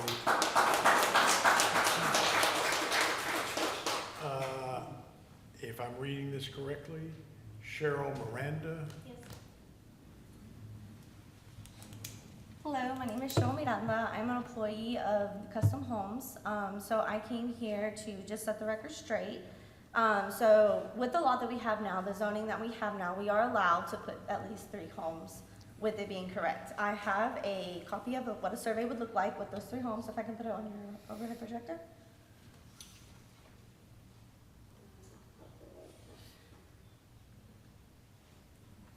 So this is what it would look like to have 3 homes on the property as it is now with the zoning that it has now. Now, if we were to change the zoning, if it was to get approved, this is what it would look like to have 4. So we're not taking property from anybody, we're still using our own property. About the drainage issues, the company I work for, they do drainage in all their homes. I also have photos of the homes that they build. If I could show you those. Yeah. So that's one of the homes that they build. It's fairly average size. And then here's another. So with this being across from a school, it's really good for families. I'm also a realtor, so it's really good for families that are looking for cheap, fairly reasonable priced homes in a good neighborhood across from a school. That's like perfect. That's every parent's dream, You're close by your kids. So I just wanted to set the record straight that we're not, taking property from anybody. We're still using it. The only thing that this is going to change is that you're allowing us to put 1 more driveway instead of 3. It'll be 4. So. Thank you for your time and presence. Any questions for this lady? Are there others who would like to speak on this item?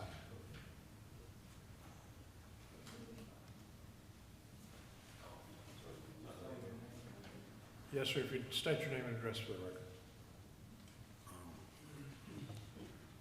My name is Carl Runnels, and I stay at 5349 Patton Circle.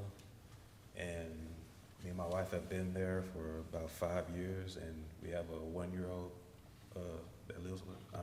We have a 1-year-old daughter, and it's a very peaceful and nice community neighborhood. And with the zoning, we're very concerned because it is fairly high behind my yard, my backyard, and of course my neighbors. And it's very high. We've always had trouble with weather, erosion, flooding type situations. And that's a concern of us. And also, we think it might have a negative impact to the owners that stay around us due to high occupancy, loss of privacy, peace, and security because the lot is so high, standing behind our homes, and also just things like you were saying, like the drainage. That's kind of a problem.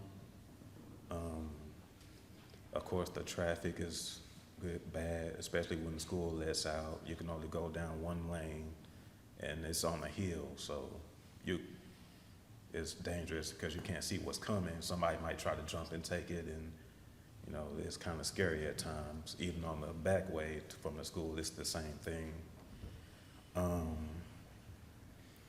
and just concerns about sewage, and I think she was talking about that, septic systems or stuff like dog animals around the neighborhood, and of course the school, Dixie Elementary.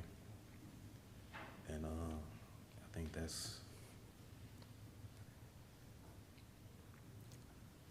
just our concerns. And I seen the pictures. We thought it was gonna be like the 4 two-story homes that we seen down, like it's on down further down the Patton Lane. And I seen that it looked like some nice homes. I didn't think there was that much land back there for those homes. But like I said, that land is very high and the weather and erosion is really bad around there. And that's the main concerns that we have about that. That's all I have. Thank you, Mr. Reynolds. Any questions for this gentleman?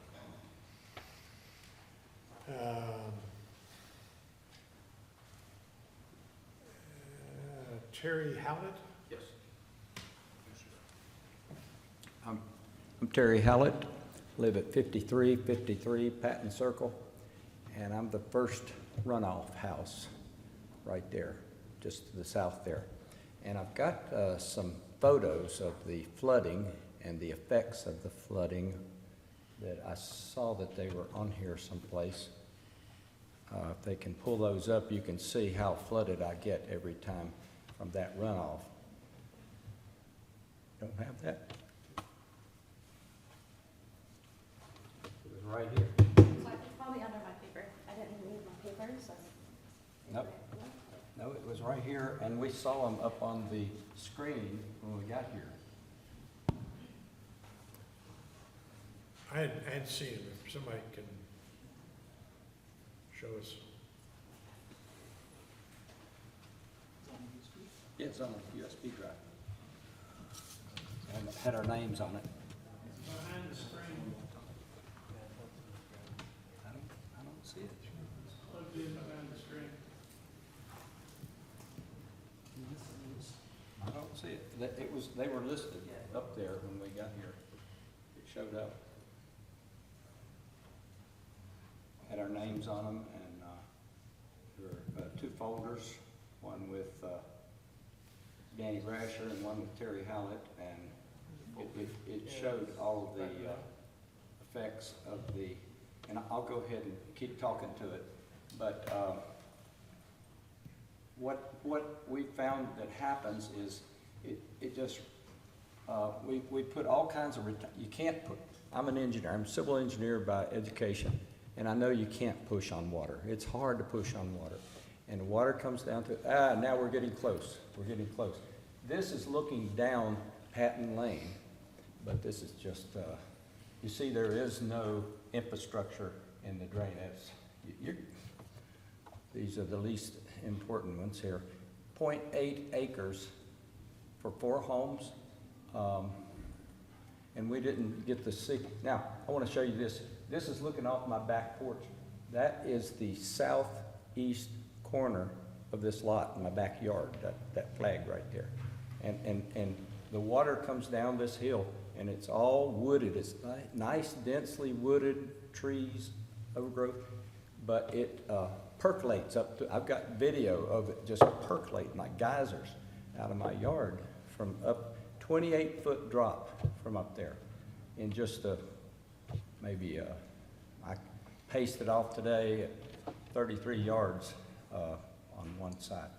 And so it does create a real problem without anything but sandy soil, and I can't imagine how it'd be. I've got pictures of it. What happens, you know, with sandy soil, when you fill it up with water, it becomes quicksand. And things just topple over. And last June, okay, this is the Patton Lane going, they're lining up in front of Dixie Elementary on that 2-lane road. Yeah, you can just run through them there. Yeah, this is Danny is pointing out the problems with the traffic here. And I've got an accident right at this lot. You'll see that later on. Yeah, okay. The city in just the last, 2 or 3 weeks has come and put this in there because there's a 30-year-old work order that has never been completed, I understand. I guess when it was annexed from the city. And this is down in Danny's yard, the lowest one down, and it just washes out every time. And it fills up around Patton Circle so that the edges of the road deteriorate. And here is just, they just turn over. It doesn't take much wind or anything, they just topple over. And in June, we lost 6 trees in our yard ourselves. And one of them, I was caretaker for my 98-year-old mom. She died just about 3 weeks ago in the bedroom that she was in. Fortunately, she wasn't there then, but the tree went right through the roof, one of them that toppled over from the quicksand. Should have some more here. Yeah, go. Okay. We'll try them. It's not showing up? No, sir. I'd love you to see this video and around the side of the house where it just puddles up. This morning we got 2 inches of rain, and it is up on my back porch and in the garage. I'm sweeping it out every time. And you know, I retired here from 25 years in the Air Force, and what a beautiful circle. But I can't imagine putting 4 homes, or 3, or hardly 1, up there in that 8/10 of a lot with such a slope like that. Here we go. Now this is on the corner, and this backs up. This was not bad here. It gets all the way up into the road there. It's pretty deep. Yeah, come on down. Okay, this is the flow that Danny was talking about. That just, there's no curb, gutters and curb that come down through there. So that's that. I was trying to put some retainer wall in our backyard, and you just can't push on water. It just percolates up through sandy soil. And so something really, this is down through Patton Circle. This is just normal. You can't walk there when it's like that. I appreciate you. There you go. Just running around the house there. So I put up these ties around the house, and it just fills up. You can't, I mean, it was way down deep, and it just fills up around the house. Sad, so beautiful. Okay, so I hope you can get some of that percolating water. See, these little holes, there's more of it comes up. Keep that one running. I think that goes around down the street. You see, this is a nice turf yard. You know, I put inside, and I want to show you some more effects of it here. Yeah, and it percolates right up there. That'll be sandy, but it won't be sandy that runs off. It'll be sandy that percolates below because of the pressure of the water. Okay, thank you for showing these. This is really good. Yeah, that's just more of it. I've spent a lot of my pension to try to protect our house. That's around the back side, and we've got gutters everywhere. Yeah, so you see the sand there, that's probably a percolating one there, yeah. But I want to show you, there's been accidents right out there that Danny was talking about, right at that lot. And we've got some effects. Do you have the one effects of floating? Yeah, there's percolating water. I mean, sometimes it shoots up. You've got some that say the effects, and it will show you how the trees topple over, and especially in June. Yeah, keep going. In June, just in our little, here you go. Yeah, this was on our house, but there were like 4 trees down right here, and it knocked out almost knocked the telephone pole down. And so one of the insurance companies was trying to blame us for not having irrigation in our yard because of that. And that just, it's just really, yeah, there we are. Yeah, just keep rolling down through there.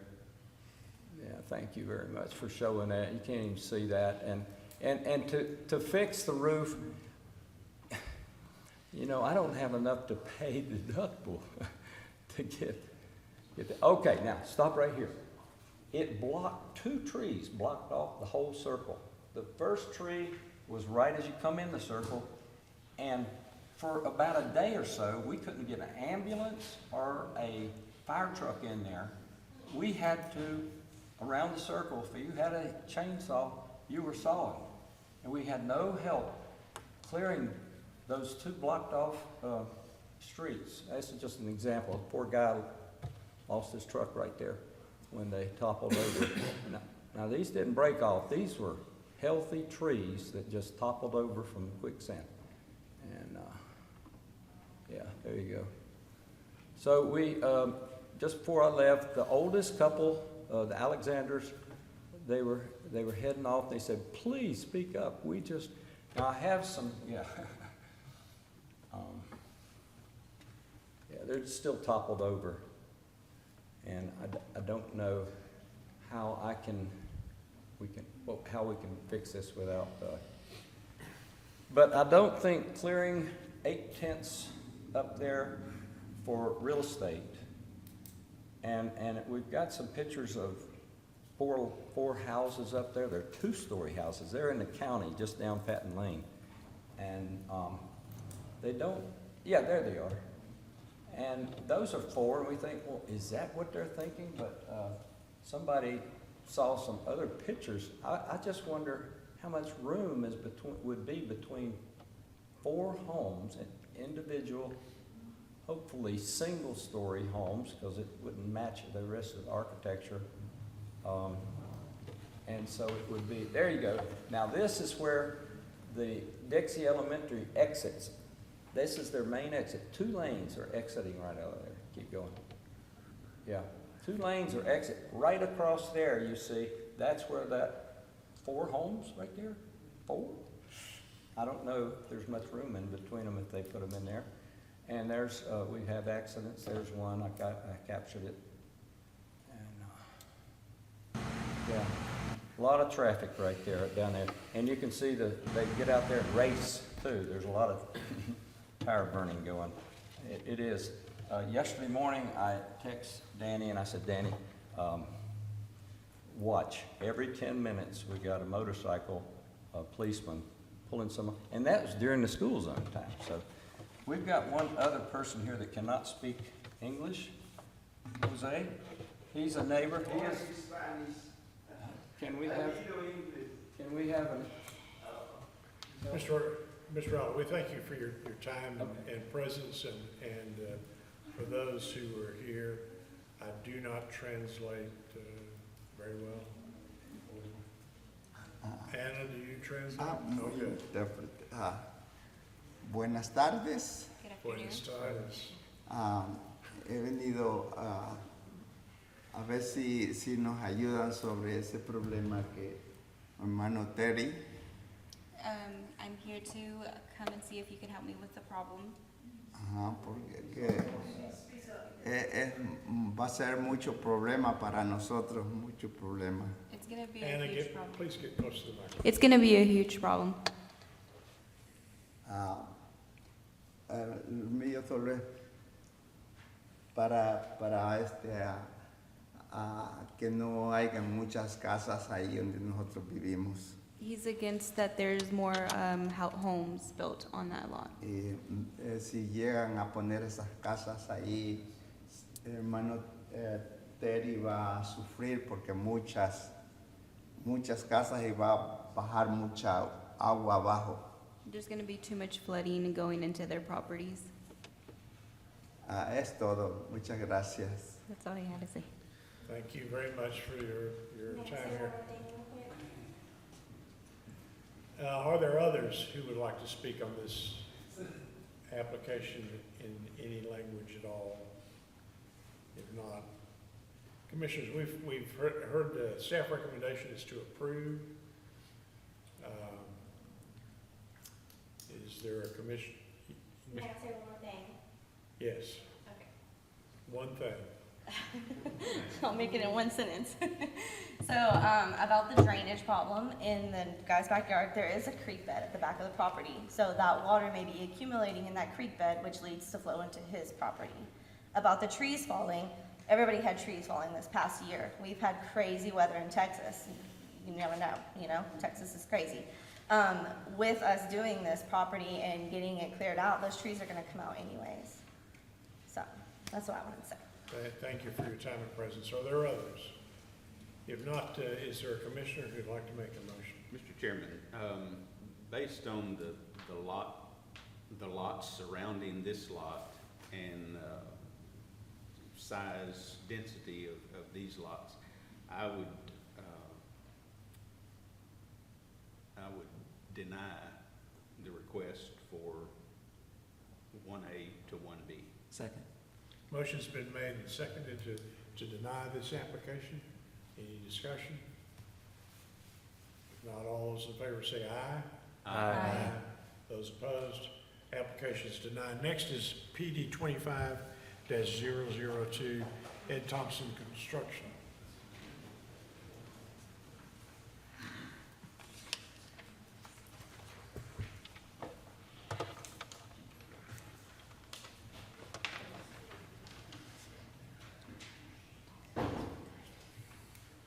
This is a zone change from R1A Single Family Residential District to PMF Planned Multifamily District with the final site plan. The adjacent properties to the north, south, and west of the property are zoned R1A. Across the street, you can see there are other zoning classifications. There's an M1 as well as that's to the south. The future land use guide identifies this property as single-family, medium-low density. This request would amend the future land use guide to townhouse garden apartment. The site plan proposes 3 one-story buildings with 2 one-bedroom units and 7 two-bedroom units with a density of 11.379 units per acre. The proposed setbacks for the development are 15 feet in the front, rear, and on the sides with a 10-foot wide type A buffer yard along the northern and southern property lines. The proposed development features a driveway that connects to both Huey Drive and as well as Old Noonday Road, providing dual access points for tenant vehicle entry and exit on Huey Drive, and a gated emergency vehicle entry that is only accessed from Old Noonday Road. Signage, landscaping, and parking will meet UDC requirements. This request furthers the goal of adding additional residential rooftops to the north end.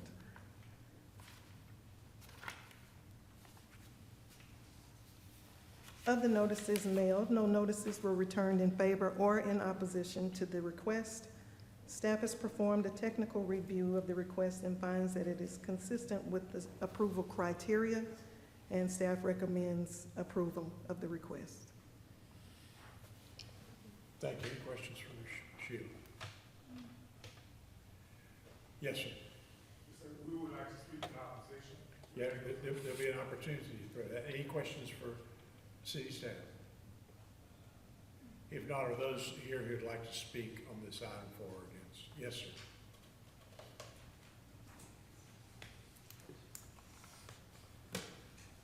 Good afternoon. My name is Eugene Caldwell. I've been a lifelong resident of 2508 Huey Drive, formerly known as Old Noonday Road. I love our neighborhood, the safety, the privacy, the few neighbors we have. Most of us have known each other for years, as well as our grandparents have been neighbors in the same homes now.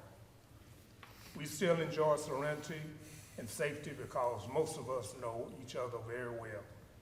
We welcome our new neighbors to get to know us as well. Within the past few years, we have 3 new single-family homes on our block, We don't mind growth as long as there remains the consistency of single-family homes. I want to bring to your attention what I believe is a potential threat to our sense of well-being, security, health status, possible new tax issues concerning our properties. A realtor in Tyler owns a large vacant lot to the north side of my home, which is this property we're discussing today. He's proposed to build 3 triplex units on the property by my home and close to our homes, and the women's shelter, which is there also. I am in opposition to this new construction for several reasons. We are a neighborhood of single-family homes and almost one-half elderly residents. Even though our homes are mostly homesteaded, we don't know if this may bring crimes such as theft, robbery, possible trespassing as well. We will definitely not benefit from increased traffic and possibly parking on this 2-lane street. I don't intend to sound alarmist, but all of these are possibilities. If you would like to see how they look, you can also go to some that are presently under construction at the intersection of Seaton Road and Franklin Highway, where the same type proposed buildings are being built at the corner. Close inspection will show you that they are small and many, similar to small motel complexes. This is not what we need for privacy and security in our neighborhood. They are built on our street. There will be more traffic, noise, possible litter, and possibly crime on our block. The opposite of the peace and quiet we enjoy day and night right now, that will be in danger. There will probably be more unknown walkers on our street. We may not know their backgrounds or intent. I don't mean to sound alarmist, but these are factors which may affect the tranquility, relative safety, and quietly we presently enjoy on this block. Resale value of the present homes on this block will definitely be at risk of falling. The privacy and quiet we are used to now, day and night, will be at risk of forever diminishing with the placement of multi-unit apartments and a single unit and single-family peaceful neighborhood due to the probability of increased population of one block, increased auto traffic, ingress and egress at various hours and vehicles, as well as walking, increased noise and possible parking on a 2-way street due to guests and families with multiple vehicles, some of which may be larger vehicles, including trucks and or 18-wheelers. The new construction of multiple units will cause more automobile traffic, possibly cause our property taxes to rise as well. You may see how these apartments look by viewing the new construction at the corner of Franklin Highway and Seaton Street. They're being constructed right beside and within a few feet of the home of Mr. Billy Oliver and his wife, longtime elderly residents of our St. Louis community. Other apartment units of this type are being constructed toward Franklin Highway and 5th Street. For these important reasons, to maintain our present sense of tranquility, privacy, safety, and well-being within and on our property day or night, I'm asking you to please deny this request. We're not opposed to single-family homes on this block, and we want to keep that consistency on our block of the old Noonday Road. For these aforementioned reasons, we ask that you deny this request and help keep our neighborhood quiet, safer, economically desirable as single-family homes, leave a continued sense of privacy and safety for the women's shelter located there as well. I have 2 other letters from 2 other residents. The first one is from Mr. John Bennett, and he states, as a property owner in this community, I'm writing to formally oppose the proposed apartment construction on Hewitt Drive. I believe this development will negatively impact the character, safety, and overall well-being of our neighborhood. We are an established, quiet neighborhood and community with significant elderly population. The introduction of high-density complex will bring increased population, which in turn poses several serious conditions, including traffic and safety risks. Additional residents will lead to greater traffic congestion on Hewitt Drive, creating hazardous conditions for pedestrians, particularly elderly residents and children. Disruption to quality of life. The influx of new residents will bring noise, congestion, and changes to the peaceful environment that current residents have long valued. This development will drastically alter the character of our neighborhood. Limited space and infrastructure challenges also. Huey Drive and the surrounding areas are not designed to accommodate a medium or small-scale residential development. The additional strain on roads, utilities, and public services will further burden our community. Additionally, the East Texas Crisis Center, which provides shelter and protection for survivors of intimate partner violence, family violence, and sexual assault, is also located nearby. The presence of this center makes it critically important to maintain a safe and secure environment. Increased population and activity in the area could endanger the victims who rely on the Crisis Center for refuge. With the existing infrastructure, there's simply not enough room to accommodate this development without compromising the safety of both the neighborhood and the Crisis Center's residents. For these reasons, I strongly urge you to reconsider this project to explore alternative locations that do not pose risk to our community. Thank you for your time and your consideration. I would welcome the opportunity to discuss this matter further and hope that you will prioritize the well-being of our neighborhood and the vulnerable individuals served by the Crisis Center. Sincerely, John Bennett, 2605 Huey Drive. The last letter I have is by Mrs. LaWanda Almitras Bennett at 2605 Huey Drive. To whom it may concern, I hope this letter finds you well. I'm writing on behalf of the Bennett family at 2605 Huey Drive. Our family has lived in this neighborhood for generations as direct descendants of Ben Huey through Eva Huey Bennett. This community is just where we live. It's part of who we are. We are deeply concerned about the proposed construction of an apartment complex in our neighborhood. For decades, our family and neighbors have built a close-knit, supportive community where we look out for each other and take pride in maintaining a safe and peaceful environment. This proposed development threatens to disrupt everything we've worked so hard to preserve. Here's some of our largest concerns. Financial strain on long-time residents. The addition of new developments will drive up property taxes, making it harder for families who have lived there for years to afford their homes. Many of us are already stretching our budgets, and this added burden will be unfair to those who have spent their lives. Traffic and safety risks. More residents mean more cars on the road, more congestion, and an increased risk of accidents. Many of our neighbors are elderly. We have families with young children who depend on the quiet and safety of this area. Loss of community identity. This isn't just a collection of houses, it's a neighborhood built on trust and history.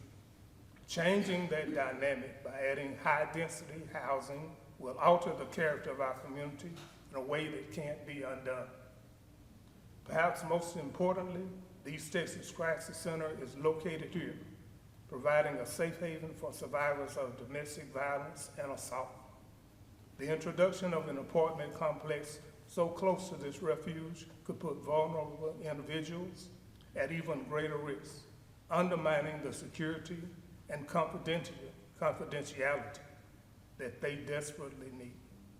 The infrastructure on Huey Drive simply isn't designed to support such a large expansion without compromising safety for everyone. For all these reasons, we strongly oppose the construction of this apartment complex and urge you to consider its location.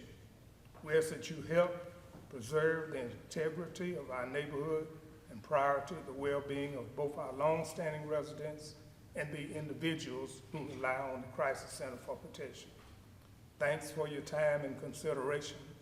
We would love the opportunity to discuss this further and hope that our concerns as dedicated members of this community will be heard.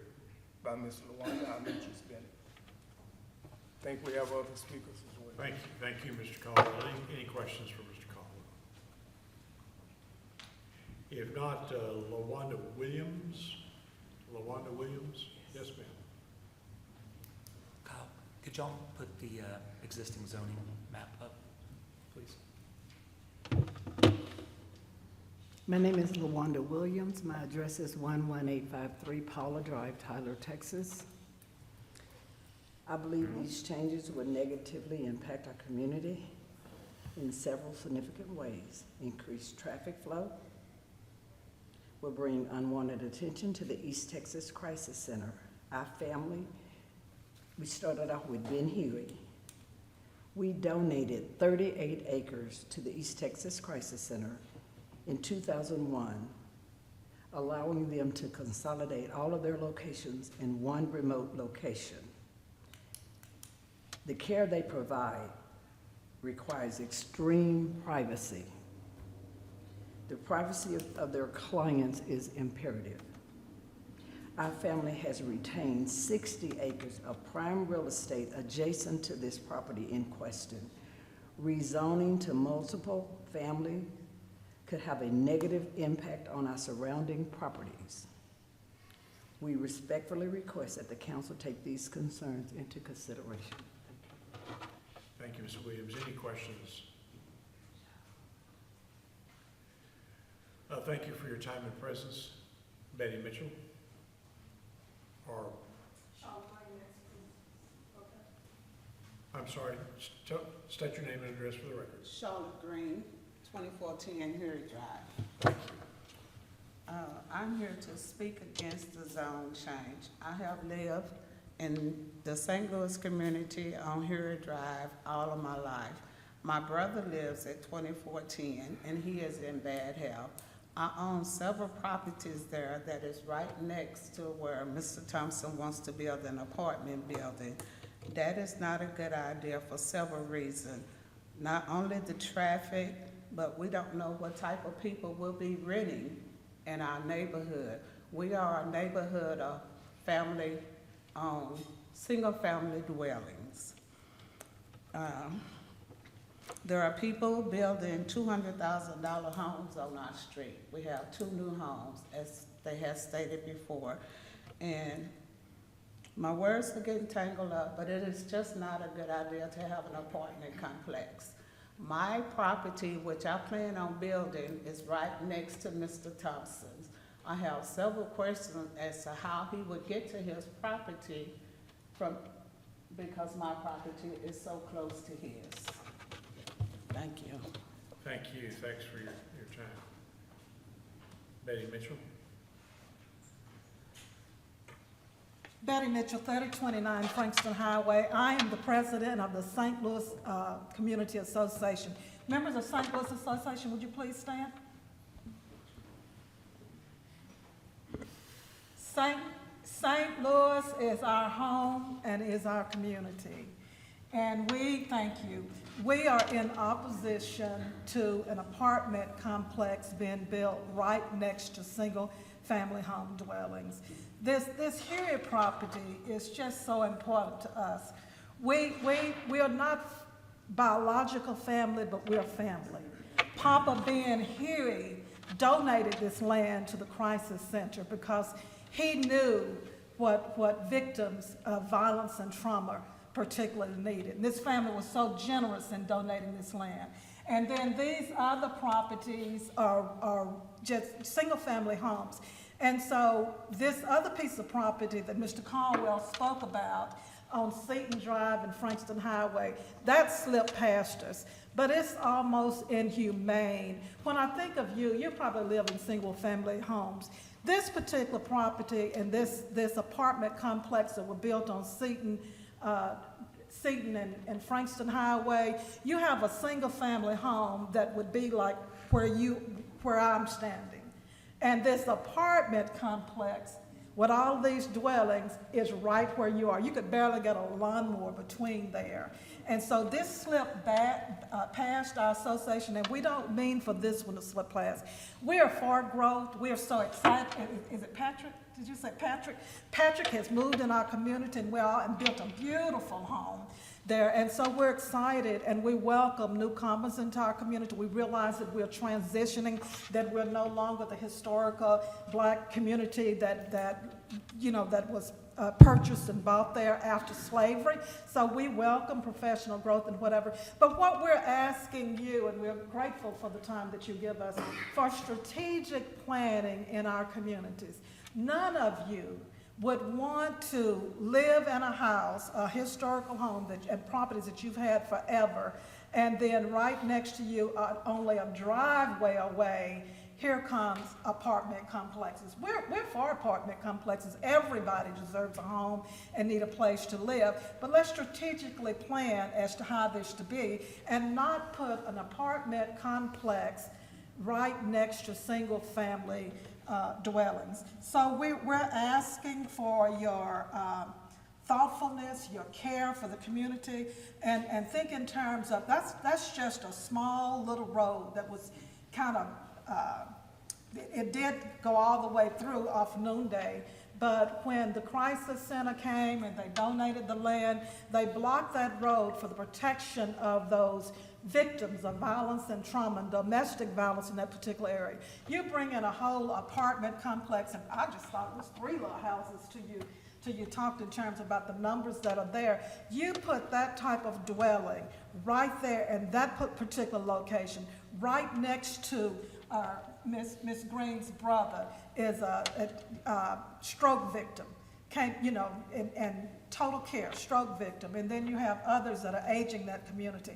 To bring an apartment complex in like that is just negligent in the care and well-being of our community. So we're asking for your consideration. We're pleading with you to deny this particular request. And if Mr. Thompson want to build single-family homes, by all means come and build single. You're talking about putting that type of property, and most of our land out there, most of us lived on large blocks of land. And so you're talking about putting a whole apartment complex on less than an acre of land. So we're asking you for your consideration, and please deny this request. Thank you so much. Thank Any you. questions? Any questions for Ms. Mitchell? If you come to the microphone.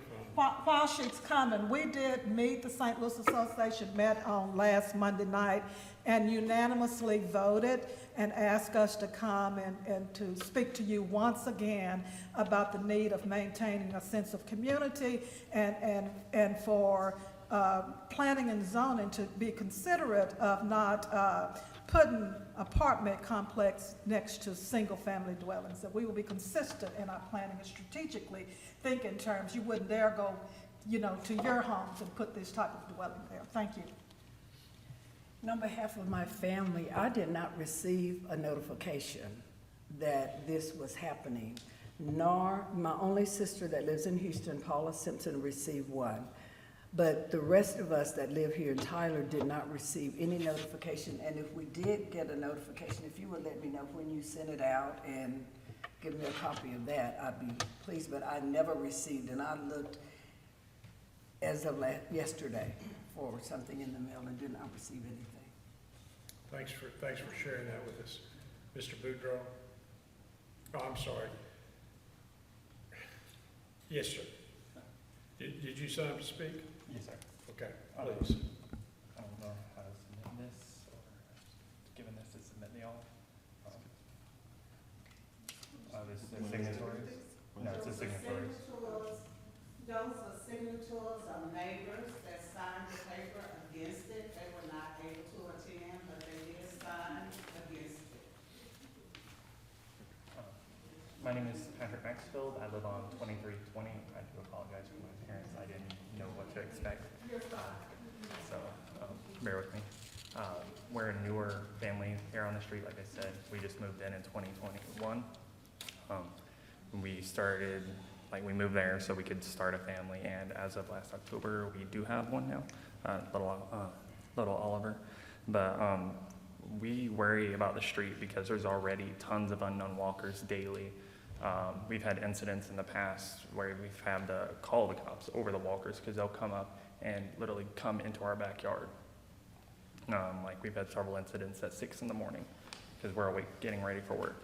A couple months ago, we had to deal with people putting urine in our mailbox. Just random walkers coming through. The traffic coming around, you can't really see it on this map, but at the north end of the thing, there is a blind corner. People are constantly flying through it, trying to just cut through our street because they think it's faster instead of just going down Old Noonday, which Old Noonday is actually faster because that's how I get to my own house instead of going down Huey. But we just worry about them bringing all that in. It does bring all the people that you don't know, so dense, and just we'd rather not have to worry. And like, I'm sorry, just we're against it. I'm sorry. Yeah. Thank you. Thank you for your time and I'm question. sorry, but I wanted to submit those signatures to them. We have the list. Thank you very much. No, this is the one that I brought with me. I'm sorry. This is just, they're circulating the signature. No, Right. this, okay. You're welcome. Thank you. Mr. Boudreaux.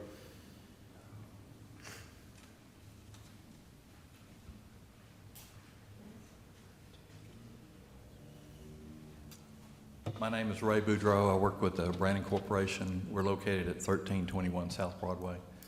The applicant for this project, Mr. Thompson, he is at home very under the weather, and he asked me to come today.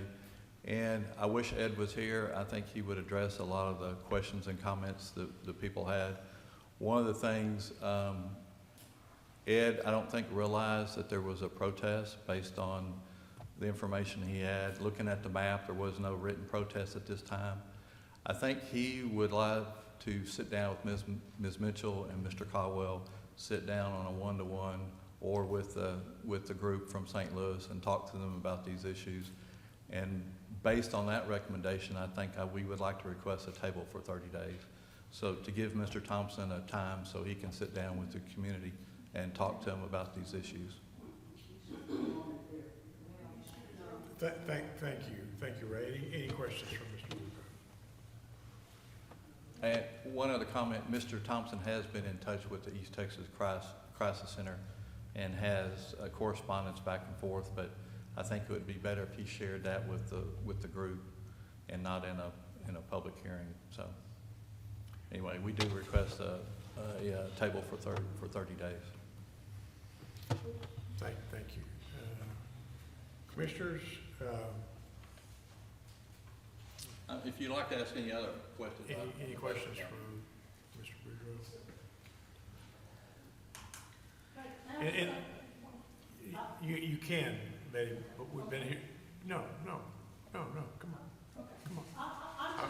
I can appreciate you and Ed, you know, we are so proud of Ed and all the work that he's done, but I'm just going to say that we will be back with the same issues that we'll raise. We're not moving on our position of putting apartment complexes in this particular area. So we can take 30 days and we can meet and all of that, but we stand steadfast on what we believe, what is in the best interest of our community, and to put an apartment complex in a single family area when you have older individuals, sickly individuals, and a crisis center.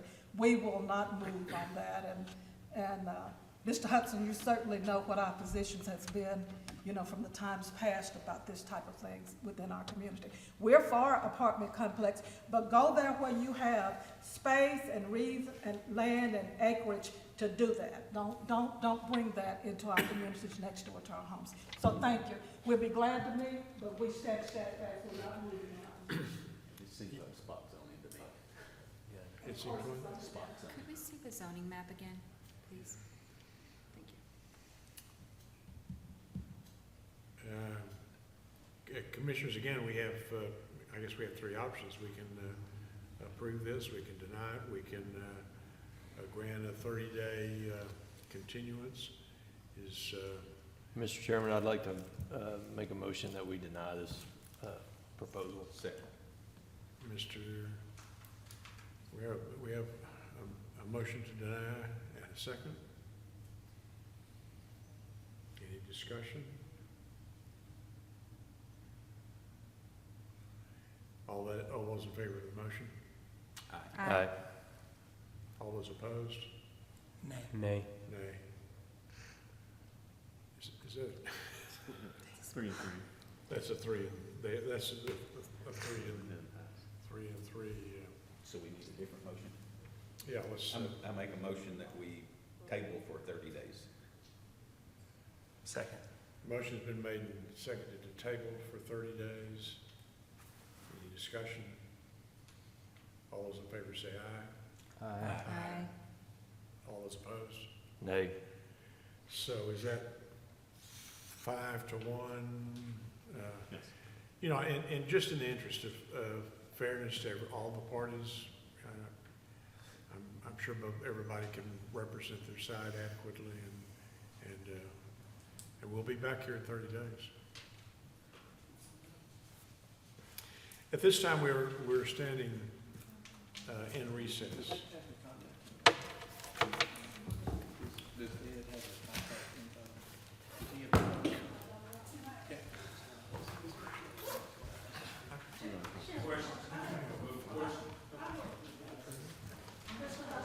Yes.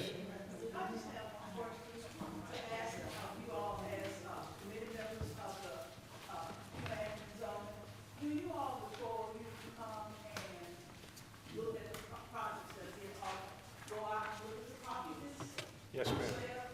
Yes, ma'am. As part of our due diligence, I think I can say that we all look at these. We have paper records to look at, and we all write in person. So you all go to the physical science? I can only speak for myself.